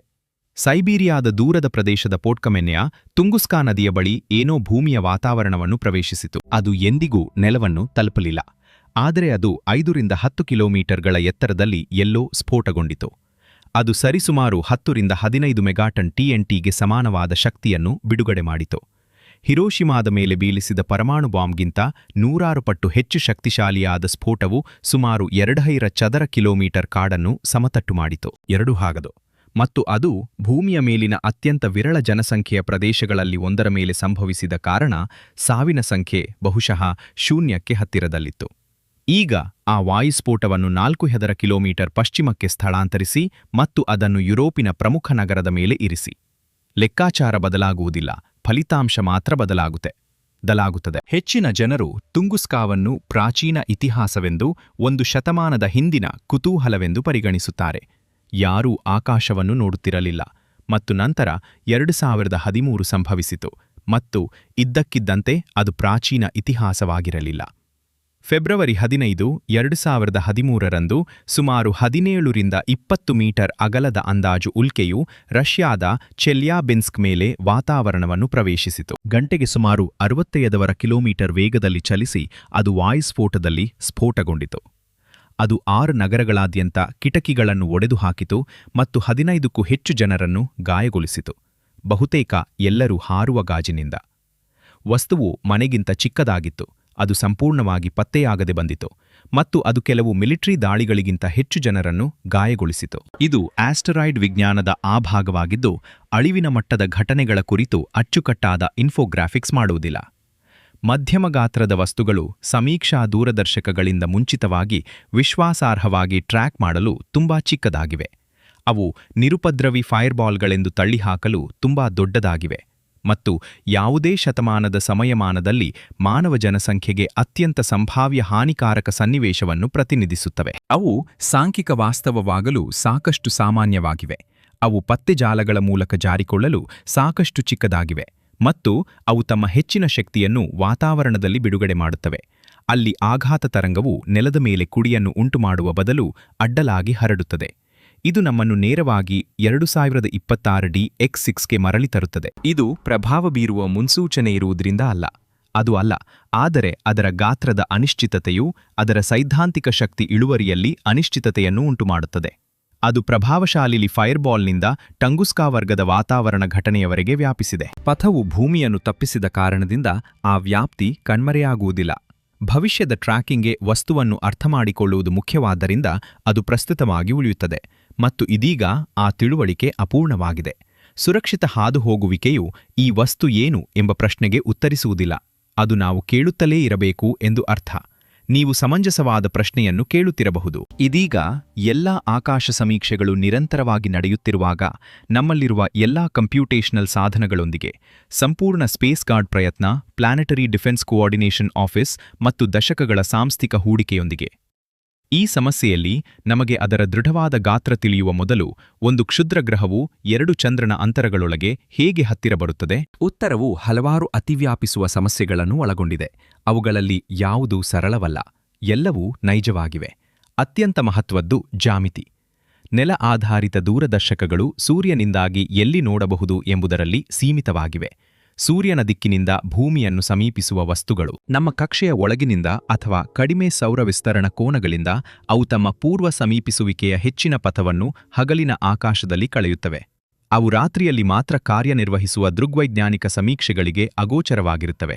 ಅಂತಹ ವಸ್ತುವು ವೀಕ್ಷಿಸಲು ಸಾಧ್ಯವಾಗುವಷ್ಟು ಸೂರ್ಯನಿಂದ ದೂರ ಸರಿಯುವ ಹೊತ್ತಿಗೆ ಅದು ಈಗಾಗಲೇ ಹತ್ತಿರದ ಸಮೀಪದಿಂದ ದೂರದ ದಿನಗಳಲ್ಲಿರಬಹುದು. ಇದು ಉತ್ತಮ ಕ್ಯಾಮೆರಾಗಳು ಸರಿಪಡಿಸುವ ಅಂತರವಲ್ಲ, ಇದು ಜಾಮಿತಿ ಸಮಸ್ಯೆ.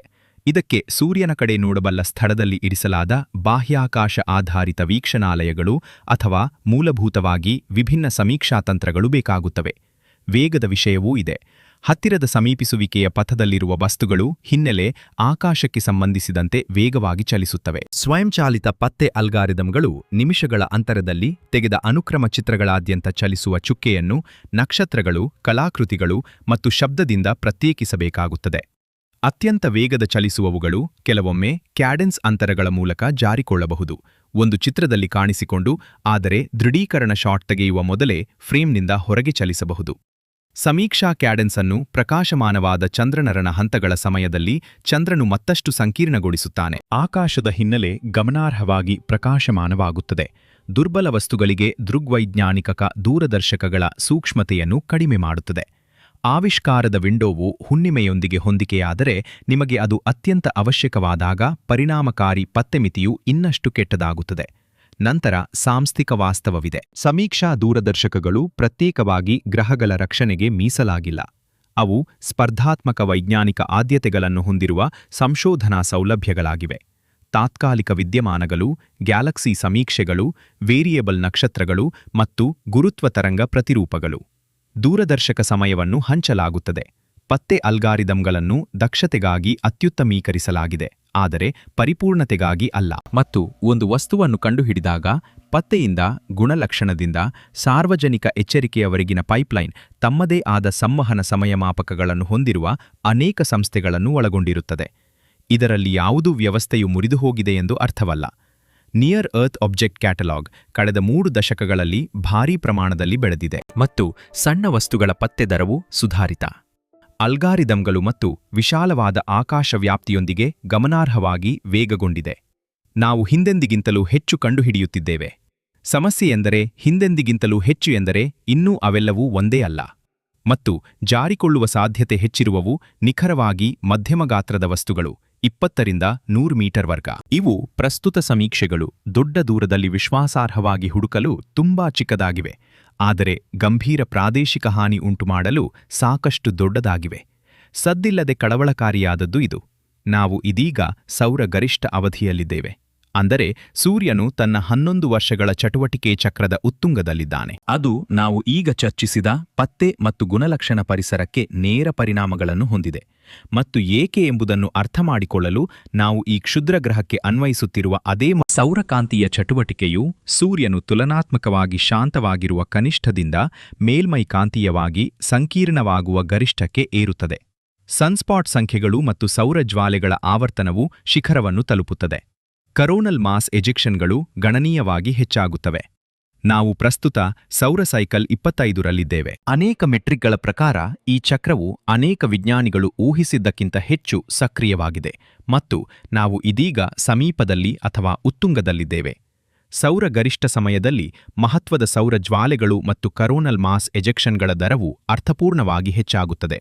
ಈ ಘಟನೆಗಳಲ್ಲಿ ಕೆಲವು ತುಲನಾತ್ಮಕವಾಗಿ ಸಣ್ಣವು, ಹೆಚ್ಚಿದ ಕಣ ಪ್ರವಾಹ ಮತ್ತು ಸೌಮ್ಯ ಭೂಕಾಂತೀಯ ಅಡಚಣೆಗಳು. ಇತರವು ಉಪಗ್ರಹಗಳ ಮೇಲೆ ಪರಿಣಾಮ ಬೀರಲು, ಹೆಚ್ಚಿನ ಆವರ್ತನ ರೇಡಿಯೋ ಸಂವಹನಗಳನ್ನು ಕ್ಷೀಣಿಸಲು ಮತ್ತು ಅಪರೂಪದ ಅಕ್ಷಾಂಶಗಳಲ್ಲಿ ತೀವ್ರವಾದ ಅರೋರಾ ಪ್ರದರ್ಶನಗಳನ್ನು ಸೃಷ್ಟಿಸಲು ಸಾಕಷ್ಟು ಮಹತ್ವದ್ದಾಗಿವೆ. ಕಳೆದ ವರ್ಷದಲ್ಲಿ ನಾವು ಅನೇಕ ಮಧ್ಯಮದಿಂದ ಪ್ರಬಲ ಭೂಕಾಂತೀಯ ಬಿರುಗಾಳಿಗಳನ್ನು ಕಂಡಿದ್ದೇವೆ.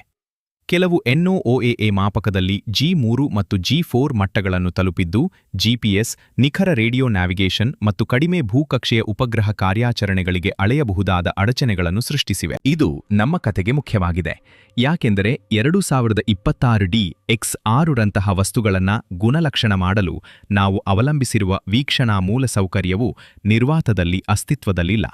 ಅದು ಸೌರಗರಿಷ್ಠ ಚಟುವಟಿಕೆಯಿಂದ ಕಲಕಲ್ಪಟ್ಟ ಅದೇ ವಿದ್ಯುತ್ಕಾಂತೀಯ ಪರಿಸರದಲ್ಲಿ ಅಸ್ತಿತ್ವದಲ್ಲಿದೆ. ಅಯಾನುಗೋಳದ ಪ್ರಕ್ಷುಬ್ಧತೆಗೆ ನಾವು ಅಳೆಯಲು ಒಂದು ಪ್ರಮುಖ ಕ್ಷುದ್ರಗ್ರಹವಿದೆ ಎಂಬುದರ ಬಗ್ಗೆ ಲೆಕ್ಕವಿಲ್ಲ. ನೆಲದ ಕೇಂದ್ರಗಳು ಮರುಮಾಪನ ಮಾಡುವಾಗ ಹೆಚ್ಚಿದ ಕಣಪ್ರವಾಹವು ನಿಲ್ಲುವುದಿಲ್ಲ. ಅರೋರಾಗಳನ್ನು ಸುಂದರಗೊಳಿಸುವ ಅದೇ ಸೌರಶಕ್ತಿಯು ನಿಖರ ಮಾಪನವನ್ನು ಕಷ್ಟಕರವಾಗಿಸುತ್ತದೆ. ಮತ್ತು ಇಲ್ಲಿ ಸದ್ದಿಲ್ಲದೆ ಕುಳಿತುಕೊಳ್ಳುವ ಭಾಗವಿದೆ. ಸೌರಗರಿಷ್ಠವು ಭೂಮಿಯ ಸಮೀಪದ ಬಾಹ್ಯಾಕಾಶದಲ್ಲಿ ಹಿನ್ನೆಲೆ ಶಬ್ದ, ದೃಗ್ವೈಜ್ಞಾನಿಕ ಸಂವೇದಕಗಳು ನೋಡುವ ಮತ್ತು ರೇಡಾರ್ ಸಂಕೇತಗಳು ಪ್ರಯಾಣಿಸುವ ಕಣಪರಿಸರ ಅತ್ಯಂತ ಅಡಚಣೆಕಾರಕವಾಗಿರುವ ಸಮಯವೂ ಆಗಿದೆ. ನಾವು ಒಂದು ವಸ್ತುವಿನ ಬಗ್ಗೆ ಸಾಧ್ಯವಾದಷ್ಟು ಸ್ಪಷ್ಟವಾದ ಮಾಹಿತಿಯನ್ನು ಪಡೆಯಲು ಪ್ರಯತ್ನಿಸುತ್ತಿದ್ದೇವೆ. ನಾವು ಇದೀಗ ಕಂಡುಹಿಡಿದಿದ್ದೇವೆ, ಸಂಕುಚಿತ ಸಮಯಾವಧಿಯಲ್ಲಿ ತಮ್ಮ ಅತ್ಯಂತ ಸವಾಲಿನ ಋತುಮಾನ ಪರಿಸರದಲ್ಲಿ ಕಾರ್ಯನಿರ್ವಹಿಸುವ ಉಪಕರಣಗಳನ್ನು ಬಳಸಿ. ಸೌರ ಚಟುವಟಿಕೆಯು ಕ್ಷುದ್ರಗ್ರಹದ ಮಾರ್ಗವನ್ನು ಯಾವುದೇ ಅಲ್ಪಾವಧಿಯ ರೀತಿಯಲ್ಲಿ ಬದಲಾಯಿಸುವುದಿಲ್ಲ. ಆದರೆ ನಮಗೆ ಅತ್ಯಂತ ವಿಶಾಲವಾದ ಸಹಿಷ್ಣುತೆಗಳು ಬೇಕಾಗಿರುವ ಕ್ಷಣದಲ್ಲಿಯೇ ಅದು ಅಳತೆಯ ಸಹಿಷ್ಣುತೆಗಳನ್ನು ಕಟ್ಟುನಿಟ್ಟಾಗಿ ಬಿಗಿಗೊಳಿಸುತ್ತದೆ. ಮತ್ತು 2026 DX6ಗೆ ಆ ಕಾಕತಾಳೀಯವು ಸಮಯಕ್ಕೆ ಸರಿಯಾಗಿ ಕೆಟ್ಟದ್ದಾಗಿರಲು ಸಾಧ್ಯವಿಲ್ಲ. ವಿಜ್ಞಾನಿಗಳು ಈ ರೀತಿಯ ಪರಿಸ್ಥಿತಿಗಳಲ್ಲಿ ವೇಗವಾಗಿ ಚಲಿಸುವ ಕ್ಷುದ್ರಗ್ರಹದ ನಿಖರ ಅಳತೆಗಳನ್ನು ಪಡೆಯಲು ಪ್ರಯತ್ನಿಸಿದಾಗ ನಿಜವಾಗಿ ಏನಾಗುತ್ತದೆ ಎಂಬುದರ ಕುರಿತು ಮಾತನಾಡೋಣ. ಏಕೆಂದರೆ ಹೆಚ್ಚಿನ ವರದಿಗಳು ಒಪ್ಪಿಕೊಳ್ಳುವುದಕ್ಕಿಂತ ಚಿತ್ರಣವು ಹೆಚ್ಚು ಸಂಕೀರ್ಣ ಮತ್ತು ಹೆಚ್ಚು ಆಸಕ್ತಿದಾಯಕವಾಗಿದೆ. ರಾಡಾರ್ ವ್ಯಾಪ್ತಿಯು ಕ್ಷುದ್ರಗ್ರಹದ ಕಡೆಗೆ ಶಕ್ತಿಯುತ ರೇಡಿಯೋ ಸಂಕೇತವನ್ನು ರವಾನಿಸುವ ಮೂಲಕ ಮತ್ತು ಹಿಂತಿರುಗುವಿಕೆಯನ್ನು ಅಳೆಯುವ ಮೂಲಕ ಕಾರ್ಯನಿರ್ವಹಿಸುತ್ತದೆ. ಸಂಕೇತದ ಸುತ್ತಿನ ಪ್ರಯಾಣದ ಸಮಯವು ನಿಮಗೆ ನಿಖರವಾದ ದೂರವನ್ನು ನೀಡುತ್ತದೆ. ಡಾಪ್ಲರ್ ಶಿಫ್ಟ್, ಸಾಪೇಕ್ಷ ಚಲನೆಯಿಂದ ಉಂಟಾಗುವ ಆವರ್ತನದ ಬದಲಾವಣೆ ನಿಮಗೆ ನಿಖರವಾದ ವೇಗವನ್ನು ನೀಡುತ್ತದೆ. ಮತ್ತು ಹಿಂತಿರುಗುವ ಸಂಕೇತದ ಶಕ್ತಿ ಮತ್ತು ಆಕಾರವು ಅನುಕೂಲಕರ ಸಂದರ್ಭಗಳಲ್ಲಿ ರಾಡಾರ್ ಅಡ್ಡ ವಿಭಾಗದ ಮೂಲಕ ವಸ್ತುವಿನ ಗಾತ್ರವನ್ನು ನಿರ್ಬಂಧಿಸಬಹುದು. ಇದು ಸ್ವಚ್ಛವಾಗಿ ಕೆಲಸ ಮಾಡಿದಾಗ ಅಸಾಧಾರಣವಾಗಿ ಶಕ್ತಿಯುತವಾಗಿರುತ್ತದೆ. ರಾಡಾರ್ ಕಕ್ಷೆಯ ಅನಿಶ್ಚಿತತೆಯ ದೀರ್ಘವೃತ್ತವನ್ನು ಗಂಟೆಗಳ ಒಳಗೆ ಬಹುತೇಕ ಮಾಯವಾಗುವಂತಹ ಯಾವುದೋ ಆಗಿ ಪರಿವರ್ತಿಸುತ್ತದೆ. ಆದರೆ ಸಂಕೇತವು ಸಾಮಾನ್ಯ ಪರಿಸ್ಥಿತಿಗಳಲ್ಲಿ ಭೂಮಿಯ ಅಯಾನುಗೋಳದ ಮೂಲಕ 2 ಬಾರಿ ಪ್ರಯಾಣಿಸಬೇಕು, ಒಮ್ಮೆ ಹೊರಹೋಗುವಾಗ ಮತ್ತು ಒಮ್ಮೆ ಹಿಂತಿರುಗುವಾಗ. ಅಯಾನುಗೋಳವು ಮಾದರಿ ಮತ್ತು ಸರಿಪಡಿಸಬಹುದಾದ ಊಹಿಸಬಹುದಾದ ವಿಳಂಬಗಳನ್ನು ಪರಿಚಯಿಸುತ್ತದೆ. ಭೂಭೌತಿಕವಾಗಿ ಅಡಚಣೆಯಾದ ಪರಿಸ್ಥಿತಿಗಳಲ್ಲಿ ಆ ವಿಳಂಬಗಳು ಅನಿಯಮಿತವಾಗುತ್ತವೆ ಮತ್ತು ಮಾದರಿ ಮಾಡಲು ಕಷ್ಟಕರವಾಗುತ್ತವೆ. ಭೂಕಾಂತೀಯ ಚಂಡಮಾರುತದ ಸಮಯದಲ್ಲಿ ಅಯಾನುಗೋಳವು ನಯವಾದ, ಸ್ಥಿರವಾದ ಪದರವಲ್ಲ, ಅದು ಪ್ರಕ್ಷುಬ್ಧವಾಗಿರುತ್ತದೆ. ರೇಡಿಯೋ ಸಂಕೇತಗಳನ್ನು ಚದುರಿಸುವ ಮತ್ತು ವಿಳಂಬಗೊಳಿಸುವ ವೇರಿಯಬಲ್ ಮಾಧ್ಯಮವು ನಿಮ್ಮ ಅಳತೆಗೆ ಶಬ್ದವನ್ನು ಪರಿಚಯಿಸುವ ರೀತಿಯಲ್ಲಿ. ಹೆಚ್ಚು ಶಬ್ದ ನಿಮ್ಮ ದೋಷಪಟ್ಟಿಗಳು ದೊಡ್ಡದಾಗಿರುತ್ತವೆ. ನಿಮ್ಮ ದೋಷಪಟ್ಟಿಗಳು ದೊಡ್ಡದಾಗಿದ್ದಷ್ಟೂ ನೀವು ನಿಜವಾಗಿ ನಿರ್ಬಂಧಿಸಿದ್ದು ಕಡಿಮೆ. ದೃಗ್ವೈಜ್ಞಾನಿಕ ವೀಕ್ಷಣೆಗಳು ವಿಭಿನ್ನ, ಆದರೆ ಸಂಬಂಧಿತ ಸವಾಲನ್ನು ಎದುರಿಸುತ್ತವೆ. ಬಾಹ್ಯಾಕಾಶ ಆಧಾರಿತ ಸಂವೇದಕಗಳು, ಅವುಗಳಲ್ಲಿ ಕೆಲವು ನಿರಂತರವಾಗಿ ಭೂಮಿಯ ಸಮೀಪದ ವಸ್ತುಗಳನ್ನು ಮೇಲ್ವಿಚಾರಣೆ ಮಾಡುತ್ತವೆ. ಸೌರ ಚಂಡಮಾರುತಗಳ ಸಮಯದಲ್ಲಿ ಅವು ಹೆಚ್ಚಿದ ಚಾರ್ಜ್ಡ್ ಕಣಗಳ ಹರಿವಿಗೆ ಒಡ್ಡಿಕೊಳ್ಳುತ್ತವೆ. ಚಾರ್ಜ್ ಕಪಲ್ಡ್ ಡಿವೈಸ್ ಡಿಟೆಕ್ಟರ್ಗಳಲ್ಲಿನ ಪ್ರತ್ಯೇಕ ಪಿಕ್ಸೆಲ್ಗಳು ಶಕ್ತಿಯುತ ಕಣಗಳಿಂದ ಹೊಡೆಯಲ್ಪಡಬಹುದು, ಫಿಲ್ಟರಿಂಗ್ ಅಗತ್ಯವಿರುವ ಸುಳ್ಳು ಸಂಕೇತಗಳನ್ನು ಸೃಷ್ಟಿಸುತ್ತವೆ. ಮೂಲ ಶಬ್ದ ಮಟ್ಟವನ್ನು ಊಹಿಸುವ ಮಾಪನಾಂಕ ನಿಯಮಗಳು ಆ ಮೂಲವು ಬದಲಾದಾಗ ವಿಭಿನ್ನವಾಗಿ ಕಾರ್ಯನಿರ್ವಹಿಸಬಹುದು. ಈ ಪರಿಣಾಮಗಳಲ್ಲಿ ಯಾವುದೂ ವೈಯಕ್ತಿಕವಾಗಿ ಅನರ್ಹತೆಯನ್ನುಂಟು ಮಾಡುವುದಿಲ್ಲ. ಆಧುನಿಕ ವ್ಯವಸ್ಥೆಗಳನ್ನು ನಿಖರವಾಗಿ ಇದರಿಂದಾಗಿ ಪುನರಾವರ್ತನೆಯೊಂದಿಗೆ ವಿನ್ಯಾಸಗೊಳಿಸಲಾಗಿದೆ. ಆದರೆ ಪುನರಾವರ್ತನೆ ಎಂದರೆ ಅಂಚು, ಮತ್ತು ಅಂಚು ಎಂದರೆ ನೀವು ಇನ್ನು ಮುಂದೆ ಗರಿಷ್ಠ ನಿಖರತೆಯಲ್ಲಿ ಕಾರ್ಯನಿರ್ವಹಿಸುತ್ತಿಲ್ಲ. ನೀವು ಸ್ವೀಕಾರಾರ್ಹ ನಿಖರತೆಯಲ್ಲಿ ಕಾರ್ಯನಿರ್ವಹಿಸುತ್ತಿದ್ದೀರಿ, ಅದು ಬೇರೆ ವಿಷಯವಾಗಿದೆ. ಸಂಯೋಜಿತ ಅನಿಶ್ಚಿತತೆಯ ಸಮಸ್ಯೆಯೂ ಇದೆ. ಕಕ್ಷೀಯ ಯಂತ್ರಶಾಸ್ತ್ರದಲ್ಲಿ ದೋಷಗಳು ಸರಳವಾಗಿ ಸೇರುವುದಿಲ್ಲ, ಅವು ಪರಸ್ಪರ ಕ್ರಿಯಿಸುತ್ತವೆ. ಸ್ಥಾನದಲ್ಲಿ ಸ್ವಲ್ಪ ಅನಿಶ್ಚಿತತೆಯು ವೇಗದಲ್ಲಿ ಸ್ವಲ್ಪ ಅನಿಶ್ಚಿತತೆಯೊಂದಿಗೆ ಸೇರಿ ಊಹಿಸಿದ ಭವಿಷ್ಯದ ಸ್ಥಾನದಲ್ಲಿ ಅನಿಶ್ಚಿತತೆಯನ್ನು ಉಂಟುಮಾಡುತ್ತದೆ. ಅದು ಗಣಿತೀಯವಾಗಿ ಕಾಲಾನಂತರದಲ್ಲಿ ಬೆಳೆಯುತ್ತದೆ. ಇದನ್ನು ಕೋವೇರಿಯನ್ಸ್ ಎಂದು ಕರೆಯುವ ಯಾವುದೋ ಒಂದರಲ್ಲಿ ಸೆರೆಹಿಡಿಯಲಾಗುತ್ತದೆ. ಮ್ಯಾಟ್ರಿಕ್ಸ್ ಎಂಬುದು ಹತ್ತಿರದ ವಿಧಾನದ ಸಮಯದಲ್ಲಿ ಅನಿಶ್ಚಿತತೆಯ ವಿವಿಧ ಮೂಲಗಳು ಪರಸ್ಪರ ಹೇಗೆ ಸಂಬಂಧಿಸುತ್ತವೆ ಎಂಬುದನ್ನು ಟ್ರ್ಯಾಕ್ ಮಾಡುವ ಗಣಿತ ರಚನೆಯಾಗಿದೆ. ಹೊಸ ವೀಕ್ಷಣೆಗಳು ಬಂದಂತೆ ವಿಜ್ಞಾನಿಗಳು ನಿರಂತರವಾಗಿ ಈ ಮ್ಯಾಟ್ರಿಕ್ಸ್ ಅನ್ನು ನವೀಕರಿಸುತ್ತಿದ್ದಾರೆ. ಅಯಾನುಗೋಳದ ಅಡಚಣೆ, ಕಣಗಳ ಹೊಡೆತ ಅಥವಾ ಮಾಪನಾಂಕ ವ್ಯತ್ಯಯನದಿಂದಾಗಿ ವೈಯಕ್ತಿಕ ಅಳತೆಗಳು ಸಾಮಾನ್ಯಕ್ಕಿಂತ ಹೆಚ್ಚು ಶಬ್ದಯುಕ್ತವಾಗಿದ್ದರೆ ಕೋವೇರಿಯನ್ಸ್ ಮ್ಯಾಟ್ರಿಕ್ಸ್ ಆದರ್ಶ ಸ್ಥಿತಿಗಳಲ್ಲಿ ಆಗುವಷ್ಟು ವೇಗವಾಗಿ ಕುಗ್ಗುವುದಿಲ್ಲ. ಭವಿಷ್ಯವಾಣಿಯ ದೀರ್ಘವೃತ್ತವು ಸ್ವಲ್ಪ ದೊಡ್ಡದಾಗಿ ಉಳಿಯುತ್ತದೆ ಮತ್ತು ಗಾತ್ರದ ನಿರ್ಬಂಧಗಳು ಸ್ವಲ್ಪ ಸಡಿಲವಾಗಿ ಉಳಿಯುತ್ತವೆ. ಇದು ಕ್ಯಾಸ್ಕೇಡಿಂಗ್ ಅನಿಶ್ಚಿತತೆಯ ಅರ್ಥವಾಗಿದೆ. ವಿನಾಶಕಾರಿ ವೈಫಲ್ಯವಲ್ಲ, ಮುರಿದ ಉಪಕರಣಗಳಲ್ಲ, ಕೇವಲ ಸಣ್ಣ ಅನಿಶ್ಚಿತತೆಗಳ ಕ್ರಮೇಣ ಶೇಖರಣೆ.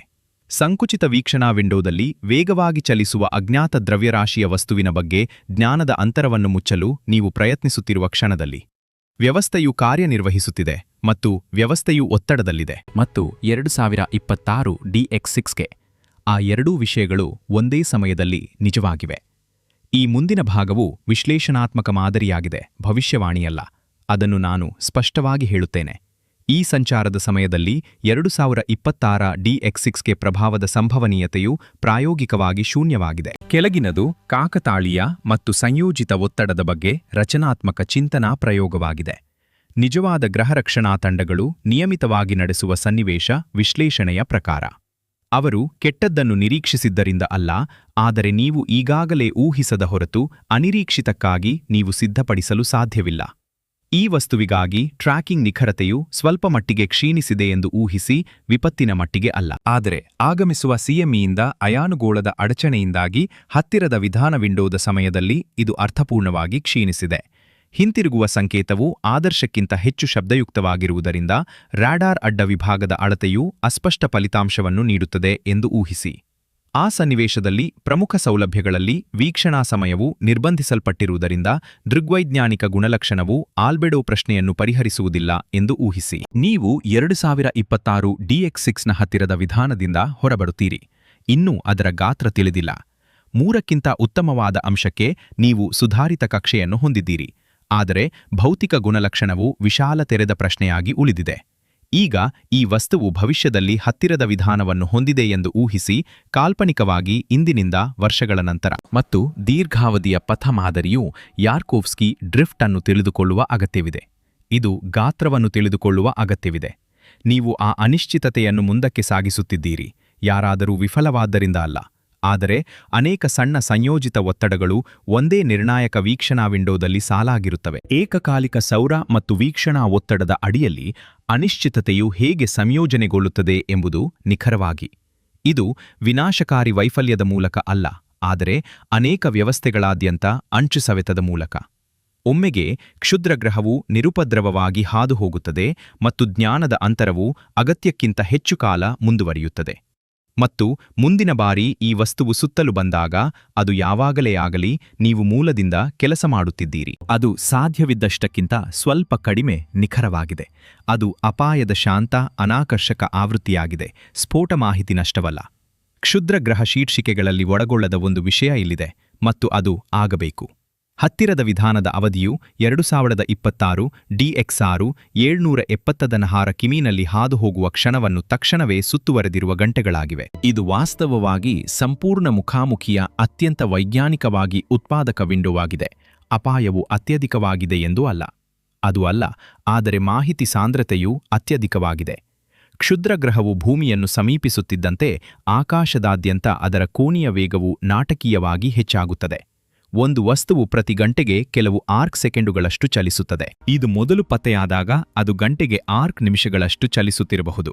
ಹತ್ತಿರದ ಸಮೀಪದಲ್ಲಿ ವಿವಿಧ ಸ್ಥಳಗಳಲ್ಲಿರುವ ವಿಭಿನ್ನ ದೂರದರ್ಶಕಗಳೊಂದಿಗೆ ಅನೇಕ ವೀಕ್ಷಣಾ ಮೂಲಗಳ ಮೇಲೆ ಆ ತ್ವರಿತ ಸ್ಪಷ್ಟ ಚಲನೆಯು ಒಂದೇ ವಸ್ತುವನ್ನು ವಿವಿಧ ಕೋನಗಳಿಂದ ಅಳೆಯುತ್ತದೆ. ಏಕಕಾಲದಲ್ಲಿ ಇದು ಕಕ್ಷೆಯನ್ನು ಅಸಾಧಾರಣ ನಿಖರತೆಯೊಂದಿಗೆ ನಿರ್ಬಂಧಿಸುವ ಸ್ಥಾನಮಾಪನಗಳನ್ನು ಉತ್ಪಾದಿಸುತ್ತದೆ. ಇದನ್ನು ಸ್ಟೀರಾಯ್ಡ್ಗಳ ಮೇಲಿನ ತ್ರಿಕೋನೀಕರಣ ಎಂದು ಭಾವಿಸಿ. ಹಿನ್ನೆಲೆ ನಕ್ಷತ್ರಗಳ ವಿರುದ್ಧ ವಸ್ತು ಹೆಚ್ಚು ಚಲಿಸುತ್ತದೋ ಅಷ್ಟು ವೀಕ್ಷಕರು ಅದು 3 ಆಯಾಮದ ಸ್ಥಳದಲ್ಲಿ ನಿಖರವಾಗಿ ಎಲ್ಲಿದೆ ಎಂಬುದನ್ನು ನಿರ್ಧರಿಸಲು ಹೆಚ್ಚಿನ ಲಾಭವನ್ನು ಪಡೆಯುತ್ತಾರೆ. ಅನಿಶ್ಚಿತತೆಯ ದೀರ್ಘವೃತ್ತವು ಕುಸಿಯುವುದು ಇದೇ ಸಮಯ.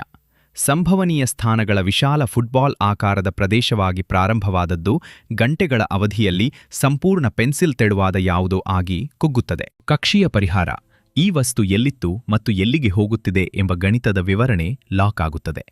ಈ 48 ಗಂಟೆಗಳ ವಿಂಡೋದಲ್ಲಿ ಲೆಕ್ಕಹಾಕಿದ ಆ ಪರಿಹಾರವು ಮುಂಬರುವ ವರ್ಷಗಳವರೆಗೆ ಪ್ರತಿಯೊಂದು ಭವಿಷ್ಯದ ಪಥ ಮುನ್ಸೂಚನೆಗೆ ಅಡಿಪಾಯವಾಗಿ ಕಾರ್ಯನಿರ್ವಹಿಸುತ್ತದೆ. ಹತ್ತಿರದ ಸಮೀಪದಲ್ಲಿ ರಾಡಾರ್ ಮತ್ತೊಂದು ಆಯಾಮವನ್ನು ಸೇರಿಸುತ್ತದೆ ಮತ್ತು ಕ್ಷುದ್ರಗ್ರಹದ ವೇಗದ ಡಾಪ್ಲರ್ ಮಾಪನಗಳು ಅಸಾಧಾರಣ ನಿಖರವಾಗುತ್ತವೆ. ಹಿಂತಿರುಗಿ ಬರುವ ಸಂಕೇತದ ಆವರ್ತನ ಬದಲಾವಣೆಯ ದರವು ಸೆಂಟಿಮೀಟರ್ಗಳ ಪ್ರತಿ ಸೆಕೆಂಡಿಗೆ ನಿಖರತೆಯೊಂದಿಗೆ ವೇಗವನ್ನು ತಿಳಿಸುತ್ತದೆ. ನಿಖರವಾದ ಶ್ರೇಣಿಯೊಂದಿಗೆ ಸೇರಿಸಿ ದೂರವನ್ನು ಕೆಲವು 100 ಮೀಟರ್ಗಳೊಳಗೆ ತಿಳಿಯಲಾಗುತ್ತದೆ.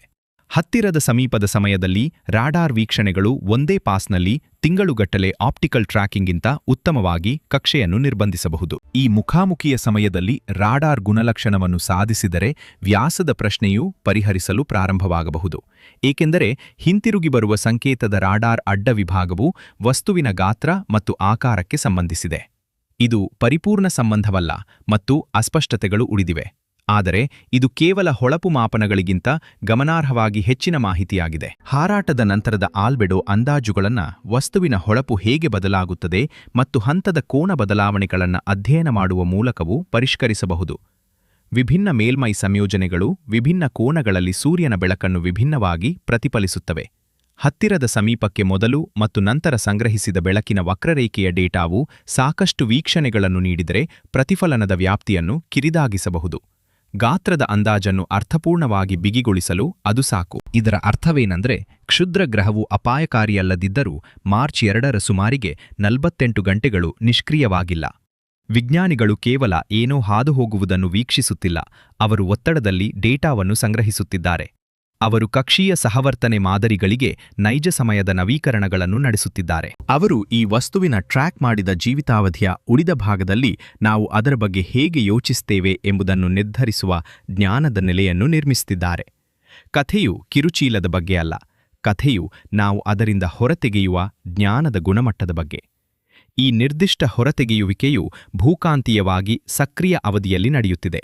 ಅದೇ ವಿಂಡೋದಲ್ಲಿ ಸಿಎಂಇ ಆಗಮಿಸುತ್ತದೆ. ಡೇಟಾ ಗುಣಮಟ್ಟದ ಪ್ರಶ್ನೆಯು ಶೈಕ್ಷಣಿಕವಲ್ಲ, ಇದು ವಿಜ್ಞಾನಿಗಳು ನೈಜ ಸಮಯದಲ್ಲಿ ನಿರ್ವಹಿಸುತ್ತಿರುವ ನಿಜವಾದ ಕಾರ್ಯಾಚರಣೆಯ ವೇರಿಯಬಲ್ ಆಗಿದೆ. ಗ್ರಹಗಳ ರಕ್ಷಣಾ ಮೂಲಸೌಕರ್ಯವು ಕಾರ್ಯನಿರ್ವಹಿಸುತ್ತಿದೆ, ಅನಾವಶ್ಯಕತೆ ನಿಜವಾಗಿದೆ, ಮತ್ತು ಮುಂದಿನ 48 ಗಂಟೆಗಳ ಕಥೆಯು ಅಂಚುಗಳು ಉಳಿಯುತ್ತವೆಯೇ ಎಂಬುದಾಗಿದೆ. ಒಂದು ಕ್ಷಣ ಹಿಂದೆ ಸರಿದು ಸ್ಪಷ್ಟವಾಗಿ ಏನನ್ನಾದರೂ ಹೇಳೋಣ, ಯಾಕೆಂದರೆ ಈ ಚಾನೆಲ್ ಪ್ರಾಮಾಣಿಕತೆಯನ್ನು ಗಂಭೀರವಾಗಿ ಪರಿಗಣಿಸುತ್ತದೆ. 2026 DX6 ಬಹುತೇಕ ಖಚಿತವಾಗಿ ನಿರುಪದ್ರವಿಯಾಗಿ ಹಾದುಹೋಗಲಿದೆ. ಕಕ್ಷೀಯ ಡೇಟಾವು ಅದನ್ನು ಬೆಂಬಲಿಸುತ್ತದೆ ಮತ್ತು ಟ್ರ್ಯಾಕಿಂಗ್ ಸುರಕ್ಷಿತ ಹಾರಾಟಕ್ಕೆ ಸ್ಥಿರವಾಗಿದೆ. ಪ್ರಸ್ತುತ ಡೇಟಾವನ್ನು ನೋಡುತ್ತಿರುವ ಯಾವುದೇ ವಿಶ್ವಾಸಾರ್ಹ ವಿಜ್ಞಾನಿ ಸನ್ನಿಹಿತ ಪರಿಣಾಮದ ಬಗ್ಗೆ ನಿದ್ರೆ ಕಳೆಯುತ್ತಿಲ್ಲ. ಅದು ಸತ್ಯ ಮತ್ತು ಅದನ್ನು ಅರ್ಹತೆಗಳಲ್ಲಿ ಹೂಳದೆ ಹೇಳಬೇಕು. ಆದರೆ ಈ ರೀತಿಯ ಕ್ಷುದ್ರ ಗ್ರಹಗಳ ಸುತ್ತಲಿನ ವ್ಯಾಪ್ತಿ, ರೇಸಿಂಗ್, ಅಪಾಯಕಾರಿಯಾಗಿ ಹತ್ತಿರ ಮತ್ತು ನಾಸಾ ಎಚ್ಚರಿಕೆ ಮುಂತಾದ ಪದಗಳನ್ನು ಬಳಸುವ ಶೀರ್ಷಿಕೆಗಳು ನಿಜವಾದ ಯಾವುದನ್ನಾದರೂ ಪ್ರತಿಬಿಂಬಿಸುತ್ತವೆ. ವಿಜ್ಞಾನಿಗಳು ಮತ್ತು ಸಾರ್ವಜನಿಕರು ಬ್ರಹ್ಮಾಂಡದ ಸಾಮೀಪ್ಯವನ್ನು ಹೇಗೆ ಸಂಬಂಧಿಸುತ್ತಾರೆ ಎಂಬ ಅಂತರದ ಬಗ್ಗೆ ಇದು. ಒಬ್ಬ ವಿಜ್ಞಾನಿ 2 ಚಂದ್ರ ದೂರ ಎಂದು ಹೇಳಿದಾಗ ಅವರು ಬೆದರಿಕೆಗಳನ್ನು ಮೊದಲೇ ಕಂಡುಹಿಡಿಯಲು ಮಾಪನಾಂಕ ಮಾಡಿದ ಟ್ರ್ಯಾಕಿಂಗ್ ವ್ಯವಸ್ಥೆಯೊಳಗಿನ ಮಾಪನವನ್ನು ವಿವರಿಸುತ್ತಿದ್ದಾರೆ. ಒಂದು ಶೀರ್ಷಿಕೆ ಅಪಾಯಕಾರಿಯಾಗಿ ಹತ್ತಿರ ಎಂದು ಹೇಳಿದಾಗ ಅದು ಭಾವನಾತ್ಮಕ ತೊಡಗಿಸಿಕೊಳ್ಳುವಿಕೆಗಾಗಿ ನಿರ್ಮಿಸಲಾದ ಚೌಕಟ್ಟಿನ ಮೂಲಕ ಆ ಮಾಪನವನ್ನು ಅನುವಾದಿಸುತ್ತಿದೆ. ಯಾವುದೂ ಸಂಪೂರ್ಣವಾಗಿ ತಪ್ಪಲ್ಲ, ಎರಡೂ ಅಪೂರ್ಣ. ವಾಸ್ತವವೆಂದರೆ ವಸ್ತುಗಳು ಭೂಮಿಯ ಚಂದ್ರದೂರದೊಳಗೆ ಹಾದು ಹೋಗುತ್ತವೆ. ಅವು ನಿಯಮಿತವಾಗಿ ಹಾಗೆ ಮಾಡುತ್ತವೆ, ವರ್ಷಕ್ಕೆ ಅನೇಕ ಬಾರಿ. ಪಟ್ಟಿ ಮಾಡಲಾದ ವಸ್ತುಗಳಿಗೆ ಮತ್ತು ಪಟ್ಟಿ ಮಾಡಲಾಗದವುಗಳಿಗೆ ಹೆಚ್ಚು ಆಗಾಗ. ಅವುಗಳಲ್ಲಿ ಹೆಚ್ಚಿನವು ಚಿಕ್ಕದಾಗಿರುತ್ತವೆ ಮತ್ತು ನಿರುಪದ್ರವಿಯಾಗಿರುತ್ತವೆ. ಕೆಲವನ್ನು ದಿನಗಳ ಮೊದಲು ಕಂಡುಹಿಡಿಯಲಾಗುತ್ತವೆ ಮತ್ತು ಕೆಲವನ್ನು ಅವು ಈಗಾಗಲೇ ಹಾದುಹೋದ ನಂತರ ಕಂಡುಹಿಡಿಯಲಾಗುತ್ತದೆ. ತಿಳಿದಿರುವ ಭೂಸಮೀಪ ವಸ್ತುಗಳ ಕ್ಯಾಟಲಾಗ್ ಪ್ರತಿ ವರ್ಷವೂ ಬೆಳೆಯುತ್ತದೆ. ಅಂದರೆ ವರದಿಯಾದ ನಿಕಟ ಸಮೀಪಗಳ ಸಂಖ್ಯೆಯೂ ಪ್ರತಿ ವರ್ಷ ಬೆಳೆಯುತ್ತದೆ. ಬಾಹ್ಯಾಕಾಶ ಹೆಚ್ಚು ಅಪಾಯಕಾರಿಯಾಗುತ್ತಿರುವುದರಿಂದಲ್ಲ, ಆದರೆ ನಾವು ನೋಡುವಲ್ಲಿ ಉತ್ತಮರಾಗುತ್ತಿರುವುದರಿಂದ. ನೀವು ಕಳೆದ ತಿಂಗಳು ಮಾತ್ರ ನಗರದಲ್ಲಿ ಪಾದಚಾರಿಗಳನ್ನು ಟ್ರ್ಯಾಕ್ ಮಾಡಲು ಪ್ರಾರಂಭಿಸಿದರೆ ಪಾದಚಾರಿ ಸಂಚಾರದಲ್ಲಿ ನಾಟಕೀಯ ಹೆಚ್ಚಳವಾಗಿದೆ ಎಂದು ನೀವು ತೀರ್ಮಾನಿಸುತ್ತೀರಿ. ಪಾದಚಾರಿಗಳು ಯಾವಾಗಲೂ ಇದ್ದರು. ನಿಜವಾಗಿಯೂ ಗಮನಕ್ಕೆ ಏನು ಅರ್ಹವಾಗಿದೆ? ಶೀರ್ಷಿಕೆಗಳು ವಿರಳವಾಗಿ ತಿಳಿಸುವುದು, ನಿಜವಾಗಿಯೂ ಸುಧಾರಿಸುತ್ತಿರುವ ಪತ್ತೆ ವ್ಯವಸ್ಥೆ ಮತ್ತು ಯಾವಾಗಲೂ ಮುಂದುವರಿಯಲು ಸಾಧ್ಯವಾಗದ ಗುಣಲಕ್ಷಣ ಪೈಪ್ಲೈನ್ ನಡುವಿನ ಒತ್ತಡ. ನಾವು ಅವುಗಳನ್ನು ಅರ್ಥಮಾಡಿಕೊಳ್ಳುವುದಕ್ಕಿಂತ ವೇಗವಾಗಿ ವಸ್ತುಗಳನ್ನು ಕಂಡುಹಿಡಿಯುತ್ತಿದ್ದೇವೆ. 2026 DX6 ನಿಖರವಾಗಿ ಆ ಅಂತರದ ಕೇಸ್ ಸ್ಟಡಿಯಾಗಿದೆ. ಕಕ್ಷೆ ತಿಳಿದಿದೆ, ದ್ರವ್ಯರಾಶಿ ತಿಳಿದಿಲ್ಲ. ಮತ್ತು ಈ ಘಟನೆಯ ನಿಜವಾದ ಕಥೆಯು ಸನ್ನಿಹಿತ ಅಪಾಯವಲ್ಲ, ಇದು ತಾತ್ಕಾಲಿಕ ಅನಿಶ್ಚಿತತೆ, ಜ್ಞಾನದ ಅಂತರ. ಸಂಪೂರ್ಣ ಗ್ರಹಗಳ ರಕ್ಷಣಾ ಉದ್ಯಮವು ಮುಚ್ಚಲು ನಿರ್ಮಿಸಲ್ಪಟ್ಟ ರೀತಿಯ ಸಾಮಾನ್ಯಕ್ಕಿಂತ ಮುಚ್ಚಲು ಕಷ್ಟಕರವಾಗಿಸುವ ಪರಿಸ್ಥಿತಿಗಳಲ್ಲಿ ಕಾರ್ಯನಿರ್ವಹಿಸುತ್ತದೆ. ಆ ತಾತ್ಕಾಲಿಕ ಅನಿಶ್ಚಿತತೆ 48 ಗಂಟೆಗಳ ವಿಂಡೋದಲ್ಲಿ ಕೇಂದ್ರೀಕೃತವಾಗಿದೆ. ಈ ಕಥೆಯಲ್ಲಿ ನಿಜವಾದ ಒತ್ತಡವಾಗಿದೆ. ಕಲ್ಲು ನಮ್ಮನ್ನು ಅಪ್ಪಳಿಸುತ್ತದೆಯೇ ಎಂಬುದಲ್ಲ, ಅದು ಹಾಗೆ ಮಾಡುವುದಿಲ್ಲ. ಆದರೆ ಮುಂದಿನದರಲ್ಲಿ ಉತ್ತಮವಾಗಿ ಮಾಡಲು ಈ ಮುಖಾಮುಖಿಯಿಂದ ನಾವು ಸಾಕಷ್ಟು ಕಲಿಯುತ್ತೇವೆಯೇ ಎಂಬುದು. 2026 DX6 ಮಾರ್ಚ್ 3ರ ವೇಳೆಗೆ ಹೋಗಿರುತ್ತದೆ. ರಾಡಾರ್ ಡೇಟಾವು ಏನು ತೋರಿಸಿದರೂ, ಆಪ್ಟಿಕಲ್ ಗುಣಲಕ್ಷಣವು ಏನನ್ನು ನೀಡಿದರೂ, ನಾವು ಅಂತಿಮವಾಗಿ ಈ ವಸ್ತುವಿಗೆ ಯಾವ ಗಾತ್ರದ ನಿರ್ಬಂಧಗಳನ್ನು ನಿಗದಿಪಡಿಸಿದರು. ಮುಂದಿನ ವಾರದ ಈ ವೇಳೆಗೆ ಅದು ಗಂಟೆಗೆ 16,000 ಕಿಲೋಮೀಟರ್ಗಳ ವೇಗದಲ್ಲಿ ಸೌರವ್ಯೂಹಕ್ಕೆ ಹಿಮ್ಮೆಟ್ಟುತ್ತಿರುತ್ತದೆ ಮತ್ತು ಹೊಸ ಚಕ್ರವು ಬೇರೆ ಯಾವುದೋ ಒಂದತ್ತ ಸಾಗಿರುತ್ತದೆ. ಸಂಪೂರ್ಣವಾಗಿ ಹೊಸ ಶೀರ್ಷಿಕೆಯು ಅದರ ಸ್ಥಾನವನ್ನು ಪಡೆದುಕೊಂಡಿರುತ್ತದೆ. ಹೊಸ ಗೊಂದಲವು ಸ್ಕ್ರಾಲ್ ಅನ್ನು ಸೆರೆಹಿಡಿದಿರುತ್ತದೆ ಮತ್ತು 2026 DX6 ಈಗಾಗಲೇ 16,000 ನಮೂದುಗಳನ್ನು ಹೊಂದಿರುವ ಮತ್ತು ಪ್ರತಿ ತಿಂಗಳು ಉದ್ದವಾಗುವ ಕ್ಯಾಟಲಾಗ್ನಲ್ಲಿ ಅಡಿಟಿಪ್ಪಣಿಯಾಗಿ ಪರಿಣಮಿಸುತ್ತದೆ. ಆದರೆ ಈ ವಸ್ತುವು ಎತ್ತುವ ಪ್ರಶ್ನೆಗಳು ಎಲ್ಲಿಯೂ ಹೋಗುತ್ತಿಲ್ಲ ಮತ್ತು ನೀವು ಇಷ್ಟು ದೂರ ವೀಕ್ಷಿಸಿದ್ದರೆ ಕ್ಷುದ್ರಗ್ರಹವು ಸ್ವತಃ ಎಂದಿಗೂ ನಿಜವಾಗಿಯೂ ಬಿಂದುವಾಗಿರಲಿಲ್ಲ ಎಂದು ನೀವು ಈಗಾಗಲೇ ಅರ್ಥಮಾಡಿಕೊಂಡಿದ್ದೀರಿ. ನಾವು ವೇಗವರ್ಧಿತ ಆವಿಷ್ಕಾರದ ಅವಧಿಯಲ್ಲಿದ್ದೇವೆ. ನಿಯರ್ ಅರ್ತ್ ಆಬ್ಜೆಕ್ಟ್ ಕ್ಯಾಟಲಾಗ್ ಸಾವಿರಾರು ನಮೂದುಗಳಿಂದ ಬೆಳೆಯುತ್ತದೆ. ಪ್ರತಿ ವರ್ಷ ಪತ್ತೆ ಅಲ್ಗಾರಿದಮ್ಗಳು ಸುಧಾರಿಸುತ್ತಿವೆ ಮತ್ತು ಆಕಾಶ ವ್ಯಾಪ್ತಿಯು ವಿಸ್ತರಿಸುತ್ತಿದೆ ಮತ್ತು ಕಚ್ಚಾ ದೂರದರ್ಶಕ ಡೇಟಾದಿಂದ ದೃಢಪಟ್ಟ ನಿಕಟ ವಿಧಾನ ಎಚ್ಚರಿಕೆಗೆ ಪೈಪ್ಲೈನ್ ಎಂದಿಗಿಂತಲೂ ವೇಗವಾಗಿದೆ. ಒಮ್ಮೆ ಪ್ರತಿ ಗುರುತಿಸಲಾದ ವಸ್ತುವಿಗೆ ಮಾನವ ವಿಮರ್ಶೆ ಅಗತ್ಯವಿದ್ದ ಸ್ವಯಂಚಾಲಿತ ವ್ಯವಸ್ಥೆಗಳು ಈಗ ನೈಜ ಸಮಯದಲ್ಲಿ ಪತ್ತೆಗಳನ್ನು ಪ್ರಕ್ರಿಯೆಗೊಳಿಸುತ್ತವೆ. ತಿಳಿದಿರುವ ಕ್ಯಾಟಲಾಗ್ಗಳ ವಿರುದ್ಧ ಕ್ರಾಸ್ ರೆಫರೆನ್ಸಿಂಗ್, ಪ್ರಾಥಮಿಕ ಕಕ್ಷೆಗಳನ್ನು ಲೆಕ್ಕಾಚಾರ ಮಾಡುವುದು ಮತ್ತು ಮೊದಲ ವೀಕ್ಷಣೆಯ ಗಂಟೆಗಳ ಒಳಗೆ ಎಚ್ಚರಿಕೆಗಳನ್ನು ನೀಡುವುದು ಅದು ನಿಜವಾಗಿಯೂ ಗಮನಾರ್ಹವಾಗಿದೆ. ಒಂದು ಪೀಳಿಗೆಯ ಹಿಂದೆ 2026 DX6ನಂತಹ ಯಾವುದನ್ನಾದರೂ ಅದು ಹಾದುಹೋದ ಮರುದಿನವೇ ಕಂಡುಹಿಡಿಯಲಾಗುತ್ತಿತ್ತು. ಅದು ಸಂಭವಿಸಿದರೆ ಇಂದು ನಾವು ಅದನ್ನು ಹತ್ತಿರದ ವಿಧಾನದ ಮೊದಲು ಟ್ರ್ಯಾಕ್ ಮಾಡಿದ್ದೇವೆ. ಅದು ಪ್ರಾಮಾಣಿಕ ಅಳತೆಯಿಂದ ಪ್ರಗತಿಯಾಗಿದೆ. ಆದರೆ ಪತ್ರಿಕಾ ಪ್ರಕಟಣೆಗಳನ್ನು ಮಾಡದ ಭಾಗ ಇಲ್ಲಿದೆ. ಗುಣಲಕ್ಷಣ ಪೈಪ್ಲೈನ್ ಹೊಸದಾಗಿ ಪತ್ತೆಯಾದ ಬೆಳಕಿನ ಚುಕ್ಕೆಯನ್ನು ತೆಗೆದುಕೊಂಡು ಅದನ್ನು ತಿಳಿದಿರುವ ವಸ್ತುವಾಗಿ ಪರಿವರ್ತಿಸುವ ಭಾಗ. ಸಂಯೋಜನೆ, ದ್ರವ್ಯರಾಶಿ ಮತ್ತು ವಿಶ್ವಾಸಾರ್ಹ ದೀರ್ಘಕಾಲೀನ ಪಥ. ಆವಿಷ್ಕಾರದಂತೆಯೇ ಪ್ರಮಾಣದಲ್ಲಿ ಹೆಚ್ಚಾಗಿಲ್ಲ, ಹತ್ತಿರವೂ ಇಲ್ಲ. ಆವಿಷ್ಕಾರವು ತಿಳುವಳಿಕೆಯನ್ನು ಮೀರಿಸಿದೆ ಮತ್ತು ಗ್ರಹಗಳ ರಕ್ಷಣೆಯಲ್ಲಿ ನೀವು ಕಂಡುಕೊಂಡಿದ್ದರೂ ಅರ್ಥಮಾಡಿಕೊಳ್ಳದ ವಸ್ತುವು ಭಾಗಶಃ ಪರಿಹರಿಸಲಾದ ಸಮಸ್ಯೆಯಾಗಿದೆ. ಮುಚ್ಚಿದ ಸಮಸ್ಯೆಯಲ್ಲ. ಅದನ್ನು ಕಂಡುಹಿಡಿಯುವುದು ಎಂದರೆ ಅಲ್ಲಿ ಏನಾದರೂ ಇದೆ ಎಂದು ನಿಮಗೆ ತಿಳಿದಿದೆ. ಅದನ್ನು ಅರ್ಥಮಾಡಿಕೊಳ್ಳುವುದು ಎಂದರೆ ಅದರ ಬಗ್ಗೆ ಏನು ಮಾಡಬೇಕೆಂದು ನಿಮಗೆ ತಿಳಿದಿದೆ. ಅವು ಎರಡು ಸಂಪೂರ್ಣವಾಗಿ ವಿಭಿನ್ನ ಸಾಮರ್ಥ್ಯಗಳಾಗಿವೆ ಮತ್ತು ಈಗ ಅವುಗಳ ನಡುವಿನ ಅಂತರವು ಹೆಚ್ಚುತ್ತಿದೆ. ತಿಳುವಳಿಕೆಗೆ ನಿಜವಾಗಿಯೂ ಏನು ಬೇಕು ಎಂದು ಯೋಚಿಸಿ. ಇದಕ್ಕೆ ಸೌಲಭ್ಯಗಳಲ್ಲಿ ರಾಡಾರ್ ಸಮಯ ಬೇಕಾಗುತ್ತದೆ. ಅವು ಅನೇಕ ವೈಜ್ಞಾನಿಕ ವಿಭಾಗಗಳ ನಡುವೆ ಹಂಚಿಕೆಯಾಗಿವೆ. ಇದಕ್ಕಾಗಿ ಈಗಾಗಲೇ ಅಧಿಕ ಚಂದಾದಾರಿಕೆ ಹೊಂದಿರುವ ದೂರದರ್ಶಕಗಳಲ್ಲಿ ಆಪ್ಟಿಕಲ್ ಅನುಸರಣೆ ಅಗತ್ಯವಿದೆ. ಮೇಲ್ಮೈ ಸಂಯೋಜನೆಯನ್ನು ನಿರ್ಧರಿಸಲು ಸ್ಪೆಕ್ಟ್ರೋಸ್ಕೋಪಿಕ್ ವಿಶ್ಲೇಷಣೆ ಅಗತ್ಯವಿದೆ. ಇದು ಆಂತರಿಕ ರಚನೆಯ ಬಗ್ಗೆ ಏನನ್ನಾದರೂ ಹೇಳುತ್ತದೆ. ಮತ್ತು ಸಾಂದ್ರತೆ, ಕಾಲಾನಂತರದಲ್ಲಿ ಸೌರ ಒತ್ತಡವು ವಸ್ತುವಿನ ಮೇಲೆ ಹೇಗೆ ಪರಿಣಾಮ ಬೀರುತ್ತದೆ ಎಂಬುದರ ಮೇಲೆ ಪರಿಣಾಮ ಬೀರುವ ಸ್ಪಿನ್ ದರವನ್ನು ನಿರ್ಧರಿಸಲು ಬಹುತಿರುಗುವಿಕೆಯ ಮೇಲೆ ಬೆಳಕಿನ ವಕ್ರರೇಖೆ ಅಳತೆಗಳು ಬೇಕಾಗುತ್ತವೆ. ಇವುಗಳಲ್ಲಿ ಪ್ರತಿಯೊಂದು ಪ್ರತ್ಯೇಕ ವೀಕ್ಷಣಾ ಅಭಿಯಾನವಾಗಿದೆ. ಪ್ರತ್ಯೇಕ ವೇಳಾಪಟ್ಟಿ, ಪ್ರತ್ಯೇಕ ಪರಿಣತಿ ಮತ್ತು ಪ್ರತ್ಯೇಕ ಹಣಕಾಸು ಅಗತ್ಯವಿರುತ್ತದೆ. ಪ್ರತಿ ವರ್ಷ ಸೇರಿಸಲಾದ ಸಾವಿರಾರು ಹೊಸ ಕ್ಯಾಟಲಾಗ್ ಮಾಡಿದ ವಸ್ತುಗಳಿಗೆ ಕೇವಲ ಒಂದು ಭಾಗ ಮಾತ್ರ ಸಂಪೂರ್ಣ ಗುಣಲಕ್ಷಣ ಚಿಕಿತ್ಸೆಯನ್ನು ಪಡೆಯುತ್ತದೆ. ಉಳಿದವು ಕಕ್ಷೆ ಮತ್ತು ಪ್ರಮಾಣದ ಅಂದಾಜು ಮತ್ತು ಡೇಟಾಬೇಸ್ನಲ್ಲಿ ಸ್ಥಾನವನ್ನು ಪಡೆಯುತ್ತವೆ. ಮುಂದಿನ ನಿಕಟ ವಿಧಾನದ ಮೊದಲು ಬರಬಹುದಾದ ಅಥವಾ ಬರದಿರಬಹುದಾದ ಭವಿಷ್ಯದ ವೀಕ್ಷಣಾ ವಿಂಡೋಗಾಗಿ ಕಾಯುತ್ತಿದೆ. ಡಾಟ್ನಂತಹ ಕಾರ್ಯಾಚರಣೆಗಳು ನಿಜವಾಗಿಯೂ ಮುನ್ನಾದೃಷ್ಟಿಗಳಾಗಿ ಮುಖ್ಯವಾಗುವುದು ಇಲ್ಲಿಯೇ ಮತ್ತು ಸ್ಪಷ್ಟ ಕಾರಣಕ್ಕಾಗಿ ಮಾತ್ರವಲ್ಲ. ಸೆಪ್ಟೆಂಬರ್ 2022ರಲ್ಲಿ ನಾಸಾ ಉದ್ದೇಶಪೂರ್ವಕವಾಗಿ ಡಾಟ್ ಎಂಬ ಬಾಹ್ಯಾಕಾಶ ನೌಕೆಯನ್ನು ಡಿಮಾರ್ಫೋಸ್ ಎಂಬ ಕ್ಷುದ್ರಗ್ರಹಕ್ಕೆ ಅಪ್ಪಳಿಸಿತು ಮತ್ತು ಅದರ ಕಕ್ಷೆಯನ್ನು ಅಳೆಯಬಲ್ಲ ರೀತಿಯಲ್ಲಿ ಬದಲಾಯಿಸಿತು. ಇದು ಕೆಲಸ ಮಾಡಿತು. ಅದರ ಮೂಲ ಕ್ಷುದ್ರಗ್ರಹ ಡಿಡೈಮೋಸ್ ಸುತ್ತ ಡಿಮಾರ್ಫೋಸ್ನ ಕಕ್ಷೀಯ ಅವಧಿಯು 30 ನಿಮಿಷಗಳಿಗಿಂತ ಹೆಚ್ಚು ಕಡಿಮೆಯಾಯಿತು. ಕಾರ್ಯಾಚರಣೆಯ ಕನಿಷ್ಠ ಯಶಸ್ಸಿನ ಮಿತಿಗಿಂತ ಗಮನಾರ್ಹವಾಗಿ ಹೆಚ್ಚು. ಅದು ಕೇವಲ ಶೀರ್ಷಿಕೆಯಾಗಿರಲಿಲ್ಲ, ಅದು ಅನ್ವಯಿಕ ಗ್ರಹಗಳ ವಿಜ್ಞಾನದ ಸಂಪೂರ್ಣ ಹೊಸ ಕ್ಷೇತ್ರಕ್ಕೆ ಪರಿಕಲ್ಪನೆಯ ಪುರಾವೆಯಾಗಿತ್ತು. ತಿರುಗಿಸುವ ಸಾಮರ್ಥ್ಯ, ಚಲನಶೀಲ ಪ್ರಭಾವವನ್ನು ಬಳಸಿಕೊಂಡು ನೈಸರ್ಗಿಕ ವಸ್ತುವಿನ ಪಥವನ್ನು ಉದ್ದೇಶಪೂರ್ವಕವಾಗಿ ಬದಲಾಯಿಸುವುದು ಈಗ ನಿಜವಾದ ಉಪಕರಣ ಸಂಗ್ರಹದ ಭಾಗವಾಗಿದೆ. ಗ್ರಹಗಳ ರಕ್ಷಣಾ ಯೋಜಕರಿಗೆ ಲಭ್ಯವಿದೆ. ಅದು ಇನ್ನು ಸೈದ್ಧಾಂತಿಕವಲ್ಲ. ನಾವು ಅದನ್ನು ಮಾಡಿದ್ದೇವೆ, ಅಳೆದಿದ್ದೇವೆ ಮತ್ತು ಅದು ಕೆಲಸ ಮಾಡಿದೆ. ಆದರೆ ಆ ಸಾಧನೆಗೆ ನಿಜವಾಗಿಯೂ ಏನು ಬೇಕು ಎಂಬುದು ಇಲ್ಲಿದೆ. ಆಚರಣೆಯಲ್ಲಿ ತಿರುಗಿಸಲು ಮುನ್ನಡೆ ಸಮಯ ಬೇಕಾಗುತ್ತದೆ. ವರ್ಷಗಳು, ಆದರ್ಶಪ್ರಾಯವಾಗಿ ದಶಕಗಳು. ಡಾಟ್ನಂತಹ ಕಾರ್ಯಾಚರಣೆಯನ್ನು ಬೆದರಿಕೆ ವಿಂಡೋ ತೆರೆಯುವ ಮೊದಲು ವಿನ್ಯಾಸಗೊಳಿಸಬೇಕು, ನಿರ್ಮಿಸಬೇಕು, ಉಡಾವಣೆ ಮಾಡಬೇಕು ಮತ್ತು ಅದರ ಗುರಿಗೆ ಹಾರಿಸಬೇಕು.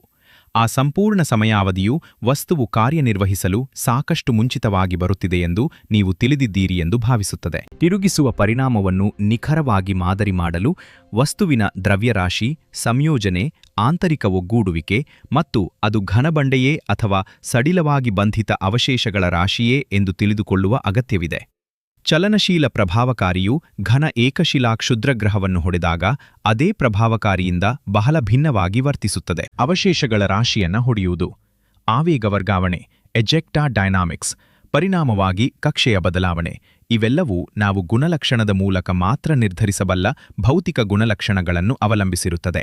ಇದರರ್ಥ ದೃಢಪಟ್ಟ ಸಂಖ್ಯೆಯ ಬದಲು ವ್ಯಾಪಕ ವ್ಯಾಪ್ತಿಯಲ್ಲಿ ಉಳಿಯುವ ಪ್ರತಿಯೊಂದು ಗಾತ್ರದ ಅಂದಾಜು, ಅಜ್ಞಾತವಾಗಿ ಉಳಿಯುವ ಪ್ರತಿಯೊಂದು ಸಂಯೋಜನೆ ಮತ್ತು ಅಲೆಯದೆ ಹೋಗುವ ಪ್ರತಿಯೊಂದು ಆಲ್ಬೆಡೋ ಅವು ಸಿದ್ಧತಾ ಸರಪಳಿಯಲ್ಲಿ ನೇರ ಅಂತರವನ್ನ ಪ್ರತಿನಿಧಿಸುತ್ತವೆ.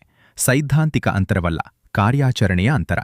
ಸೌರಚಕ್ರ 25 ಈಗ ಉತ್ತುಂಗದಲ್ಲಿದೆ ಮತ್ತು ನಮ್ಮ ಪತ್ತೆ ಸಾಮರ್ಥ್ಯಗಳು ಎಂದಿಗಿಂತಲೂ ಹೆಚ್ಚು ಪ್ರಬಲವಾಗಿರುವ ಅದೇ ಕ್ಷಣದಲ್ಲಿ ಅದು ಮಾಡುತ್ತಿದೆ. ಮತ್ತು ನಮ್ಮ ಗುಣಲಕ್ಷಣ ಬಾಕಿ ಎಂದಿಗಿಂತಲೂ ದೊಡ್ಡದಾಗಿದೆ. ಅದು ಪಿತೂರಿಯಲ್ಲ, ಇದು ರಚನಾತ್ಮಕ ಪರಿಣಾಮಗಳನ್ನು ಹೊಂದಿರುವ ಕಾಕತಾಳೀಯವಾಗಿದೆ. ಅದು ಗಂಭೀರ ಗಮನಕ್ಕೆ ಅರ್ಹವಾಗಿದೆ. ಹೆಚ್ಚಿನ ಸೌರ ಚಟುವಟಿಕೆ ಎಂದರೆ ಹೆಚ್ಚಿನ ಅಯಾನುಗೋಳೀಯ ಅಡಚಣೆ, ಮತ್ತು ಹೆಚ್ಚಿನ ಅಯಾನುಗೋಳೀಯ ಅಡಚಣೆ ಎಂದರೆ ರಾಡಾರ್ ಅಳತೆಗಳಲ್ಲಿ ಹೆಚ್ಚಿನ ಶಬ್ದ. ಹೆಚ್ಚಿನ ರಾಡಾರ್ ಶಬ್ದ ಎಂದರೆ ನಮಗೆ ನಿಖರತೆಯ ಅಗತ್ಯವಿರುವ ವೀಕ್ಷಣಾ ವಿಂಡೋಗಳಲ್ಲಿ ಗಾತ್ರದ ಅನಿಶ್ಚಿತತೆಗಳ ನಿಧಾನ ನಿರ್ಣಯ. ನಾವು ಪರಿಹರಿಸದ ಗುಣಲಕ್ಷಣವನ್ನು ಹೊಂದಿರುವ ವಸ್ತುಗಳ ಹೆಚ್ಚುತ್ತಿರುವ ಕ್ಯಾಟಲಾಗ್ ಅನ್ನು ಹೊಂದಿದ್ದೇವೆ. ನಾವು ಕಂಡುಕೊಂಡ ಮತ್ತು ಫೈಲ್ ಮಾಡಿದ ಮತ್ತು ಮುಂದೆ ಸಾಗಿದ ವಸ್ತುಗಳು. ಇದು ಅದರ ಡೌನ್ಸ್ಟ್ರೀಮ್ ಪೈಪ್ಲೈನ್ ಸಂಪೂರ್ಣವಾಗಿ ಹೀರಿಕೊಳ್ಳಲು ಸಾಧ್ಯವಾಗುವುದಕ್ಕಿಂತ ಹೆಚ್ಚು ಯಶಸ್ವಿಯಾಗಿರುವ ಪತ್ತೆ ವ್ಯವಸ್ಥೆಯ ಶಾಂತವಾಗಿ ಸಂಗ್ರಹವಾಗುತ್ತಿರುವ ಹೊಣೆಯಾಗಿದೆ. ನಾವು ಇಮೇಲ್ಗಳನ್ನು ಓದುತ್ತಿರುವುದಕ್ಕಿಂತ ವೇಗವಾಗಿ ಇನ್ಬಾಕ್ಸ್ ಅನ್ನು ತುಂಬುತ್ತಿದ್ದೇವೆ. ಮುಂದಿನ ಪೀಳಿಗೆಯ ಸರ್ವೇಕ್ಷಣಾ ಮೂಲಸೌಕರ್ಯವು ಇದನ್ನು ಉತ್ತಮಗೊಳಿಸುವ ಮೊದಲು ಹೆಚ್ಚು ತೀವ್ರಗೊಳಿಸಲಿದೆ. ಚಿಲಿಯ ವೆರಾಸಿ ರೂಬಿನ್ ವೀಕ್ಷಣಾಲಯದಂತಹ ವ್ಯವಸ್ಥೆಗಳು ಅಸಾಧಾರಣ ಸಂವೇದನಾಶೀಲತೆಯೊಂದಿಗೆ ಪ್ರತಿ ಕೆಲವು ರಾತ್ರಿಗಳಿಗೊಮ್ಮೆ ಸಂಪೂರ್ಣ ಗೋಚರ ಆಕಾಶವನ್ನು ಸರ್ವೇಕ್ಷಣೆ ಮಾಡಲು ವಿನ್ಯಾಸಗೊಳಿಸಲಾಗಿದೆ. ಇದು ನಿಜವಾಗಿಯೂ ಕಲ್ಪಿಸಿಕೊಳ್ಳಲು ಕಷ್ಟಕರವಾದ ಪ್ರಮಾಣದಲ್ಲಿ ಆವಿಷ್ಕಾರವನ್ನು ವೇಗಗೊಳಿಸುತ್ತದೆ. ಕೆಲವು ಅಂದಾಜುಗಳ ಪ್ರಕಾರ ಅದು ತನ್ನ ಕಾರ್ಯಾಚರಣೆಯ ಮೊದಲ ಕೆಲವು ವರ್ಷಗಳಲ್ಲಿ ಹೆಚ್ಚು ಭೂಸಮೀಪ ವಸ್ತುಗಳನ್ನು ಕ್ಯಾಟಲಾಗ್ ಮಾಡುತ್ತದೆ. ಅದು ಅದರ ಮೊದಲು ಕ್ಷೇತ್ರದ ಸಂಪೂರ್ಣ ಇತಿಹಾಸದಲ್ಲಿ ಕಂಡುಬಂದಿರುವುದಕ್ಕಿಂತ ಹೆಚ್ಚು. ಇದು ಪ್ರತಿ ಕೆಲವು ರಾತ್ರಿಗಳಿಗೊಮ್ಮೆ ಸಂಪೂರ್ಣ ಗೋಚರ ಆಕಾಶವನ್ನು ಸರ್ವೇಕ್ಷಣೆ ಮಾಡುತ್ತದೆ. ಪ್ರಸ್ತುತ ಸರ್ವೇಕ್ಷಣೆಗಳು ನಿಯಮಿತವಾಗಿ ತಪ್ಪಿಸಿಕೊಳ್ಳುವ ಪ್ರಮಾಣಗಳಿಗೆ ವಸ್ತುಗಳನ್ನು ಸೆರೆಹಿಡಿಯುತ್ತದೆ. ಅದು ಅಸಾಧಾರಣ ವೈಜ್ಞಾನಿಕ ಸಾಧನೆಯಾಗಿದೆ ಮತ್ತು ಮೊದಲ ಕ್ರಮಾಂಕದ ಗುಣಲಕ್ಷಣ ಸವಾಲಾಗಿದೆ. ರೂಬಿನ್ ಕಂಡುಕೊಳ್ಳುವ ವಸ್ತುಗಳಿಗೆ ಅನುಸರಣೆ ಅಗತ್ಯವಿರುತ್ತದೆ. ಅವುಗಳಿಗೆ ರಾಡಾರ್, ಸಮಯ, ಸ್ಪೆಕ್ಟ್ರೋಸ್ಕೋಪಿ, ಬೆಳಕಿನ ವಕ್ರರೇಖೆಗಳು, ಸಂಯೋಜನಾ ವಿಶ್ಲೇಷಣೆ ಬೇಕಾಗುತ್ತದೆ.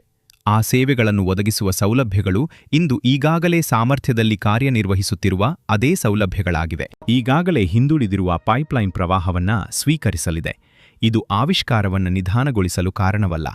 ಇದು ಪತ್ತೆಯಲ್ಲಿ ನಾವು ಹೂಡಿಕೆ ಮಾಡುವ ಅದೇ ದರದಲ್ಲಿ ಗುಣಲಕ್ಷಣ ಮೂಲಸೌಕರ್ಯದಲ್ಲಿ ಹೂಡಿಕೆ ಮಾಡಲು ಕಾರಣವಾಗಿದೆ. ಬಾಹ್ಯಾಕಾಶ ಆಧಾರಿತ ಅತಿಗೆಂಪು ಸರ್ವೇಕ್ಷಣಾ ಕಾರ್ಯಾಚರಣೆಗಳು ಪ್ರತಿಫಲಿತ ಬೆಳಕಿನ ಬದಲು ಉಷ್ಣ ಹೊರಸೂಸುವಿಕೆಯಿಂದ ಕ್ಷುದ್ರ ಗ್ರಹ ಗಾತ್ರಗಳನ್ನು ನೇರವಾಗಿ ಅಳೆಯಬಲ್ಲವು.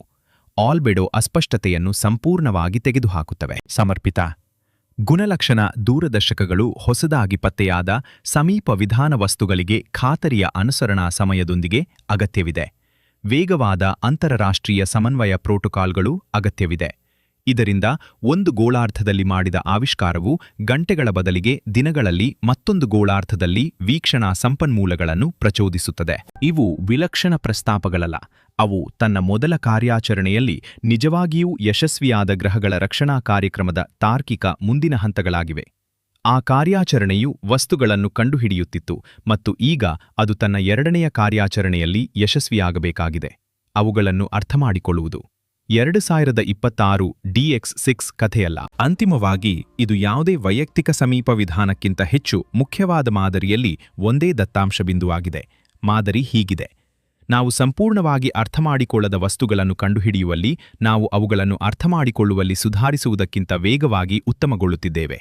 ಇದು ನಮ್ಮ ಅತ್ಯಂತ ನಿಖರ ಮಾಪನ ಸಾಧನಗಳನ್ನು ಕ್ಷೀಣಿಸುವ ಹೆಚ್ಚಿನ ಸೌರ ಚಟುವಟಿಕೆಯ ಅವಧಿಯಲ್ಲಿ ಸಂಭವಿಸುತ್ತದೆ. ಇದು ಪತ್ತೆ ಮತ್ತು ಗುಣಲಕ್ಷಣದ ನಡುವಿನ ಅಂತರವು ಈಗಾಗಲೇ ಅತ್ಯಂತ ವಿಸ್ತಾರವಾಗಿರುವ ಸಮಯದಲ್ಲಿದೆ.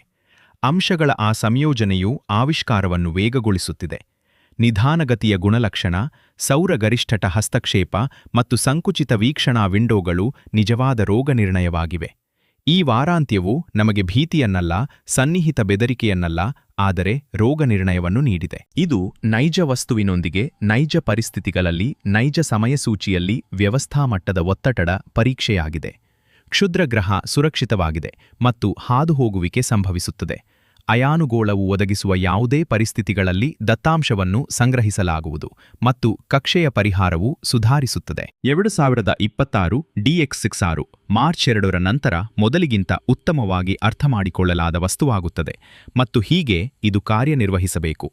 ಅದು ವ್ಯವಸ್ಥೆಯು ಕಾರ್ಯನಿರ್ವಹಿಸುತ್ತಿದೆ ಮತ್ತು ನಾವು ಅದರ ಮಿತಿಗಳನ್ನು ಒಪ್ಪಿಕೊಳ್ಳುವ ಮೊದಲು ಅದನ್ನು ಒಪ್ಪಿಕೊಳ್ಳಬೇಕು.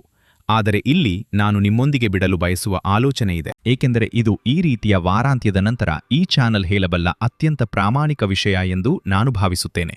2026 DX6ನಂತಹ ಪ್ರತಿಯೊಂದು ಸಮೀಪ ವಿಧಾನವು ಮೂಲಭೂತವಾಗಿ ಸೌರಮಂಡಲವು ನಮಗೆ ಸಂಪೂರ್ಣವಾಗಿ ಅಧ್ಯಯನ ಮಾಡದ ಪರೀಕ್ಷೆಯನ್ನು ಪ್ರಸ್ತುತಪಡಿಸುತ್ತಿದೆ. ಅದು ನಮ್ಮನ್ನು ಕೇಳುತ್ತಿದೆ, ಅಲ್ಲಿ ಏನಿದೆ ಎಂಬುದನ್ನು ನೀವು ನಿಜವಾಗಿಯೂ ಎಷ್ಟು ಚೆನ್ನಾಗಿ ತಿಳಿದಿದ್ದೀರಿ? ಮತ್ತು ಇದೀಗ 2026ರಲ್ಲಿ ಸೌರಚಕ್ರ 25ರ ಉತ್ತುಂಗದಲ್ಲಿ ಪತ್ತೆ ಕ್ಯಾಟಲಾಗ್ ಅದನ್ನು ಓದುವ ನಮ್ಮ ಸಾಮರ್ಥ್ಯಕ್ಕಿಂತ ವೇಗವಾಗಿ ಬೆಳೆಯುತ್ತಿದೆ. ಗುಣಲಕ್ಷಣ ಪೈಪ್ಲೈನ್ಗಳು ಒತ್ತಡದಲ್ಲಿವೆ. ರಾಡಾರ್ ಮಾಪನಗಳು ಈ ಗ್ರಹದಲ್ಲಿ ಜೀವವನ್ನು ಸಾಧ್ಯವಾಗಿಸುವ ಅದೇ ನಕ್ಷತ್ರದಿಂದ ಕ್ಷೀಣಿಸಲ್ಪಡುತ್ತವೆ. ಉತ್ತರ ನಾವು ಮಾಡಿದ್ದಕ್ಕಿಂತ ಉತ್ತಮವಾಗಿದೆ, ಆದರೆ ನಾವು ಇರಬೇಕಾದಷ್ಟು ಚೆನ್ನಾಗಿಲ್ಲ. ನಾವು ಕಂಡುಕೊಂಡವುಗಳಿಗೆ ಅಲ್ಲ ಮತ್ತು ಖಂಡಿತವಾಗಿಯೂ ನಾವು ಇನ್ನೂ ಕಂಡುಕೊಳ್ಳದವುಗಳಿಗೆ ಅಲ್ಲ. ವಿಂಡೋ 48 ಗಂಟೆಗಳ ಕಾಲ ತೆರೆದಿತ್ತು. ವಿಜ್ಞಾನಿಗಳು ವೀಕ್ಷಿಸುತ್ತಿದ್ದರು, ಉಪಕರಣಗಳು ಚಾಲನೆಯಲ್ಲಿದ್ದವು, ದತ್ತಾಂಶ ಬಂದಿತು ಮತ್ತು ಈ ಸಮೀಪ ವಿಧಾನದ ಇನ್ನೊಂದು ಬದಿಯಲ್ಲಿ ಎಲ್ಲೋ ವೀಕ್ಷಣೆಗಳನ್ನು ಮಾಡಲಾಯಿತು. ನಾವು ಮೊದಲಿಗಿಂತ ಸ್ವಲ್ಪ ಹೆಚ್ಚು ತಿಳಿದಿದ್ದೇವೆ. ಜ್ಞಾನದ ಆ ಹೆಚ್ಚಳವು ಸಾಕಾಗಿದೆಯೇ ಎಂಬುದು ಪ್ರಶ್ನೆಯಾಗಿದೆ. ನಾವು ಕಾರ್ಯನಿರ್ವಹಿಸುತ್ತಿರುವ ಅಂಚುಗಳು ಈ ವಸ್ತುವಿನ ನಂತರ ಬರುವ ವಸ್ತು ಅಥವಾ ಅದರ ನಂತರದ ವಸ್ತುವಿಗೆ ಸಾಕಾಗಿದೆಯೇ ಎಂಬುದು ಪ್ರಶ್ನೆಯಾಗಿದೆ. ಸೌರಮಂಡಲವು ಅಂತಿಮವಾಗಿ ನಮಗೆ ಉತ್ತರಿಸುತ್ತದೆ, ಒಂದೊಂದು ಫ್ಲೈಬೈ ಸಮಯದಲ್ಲಿ.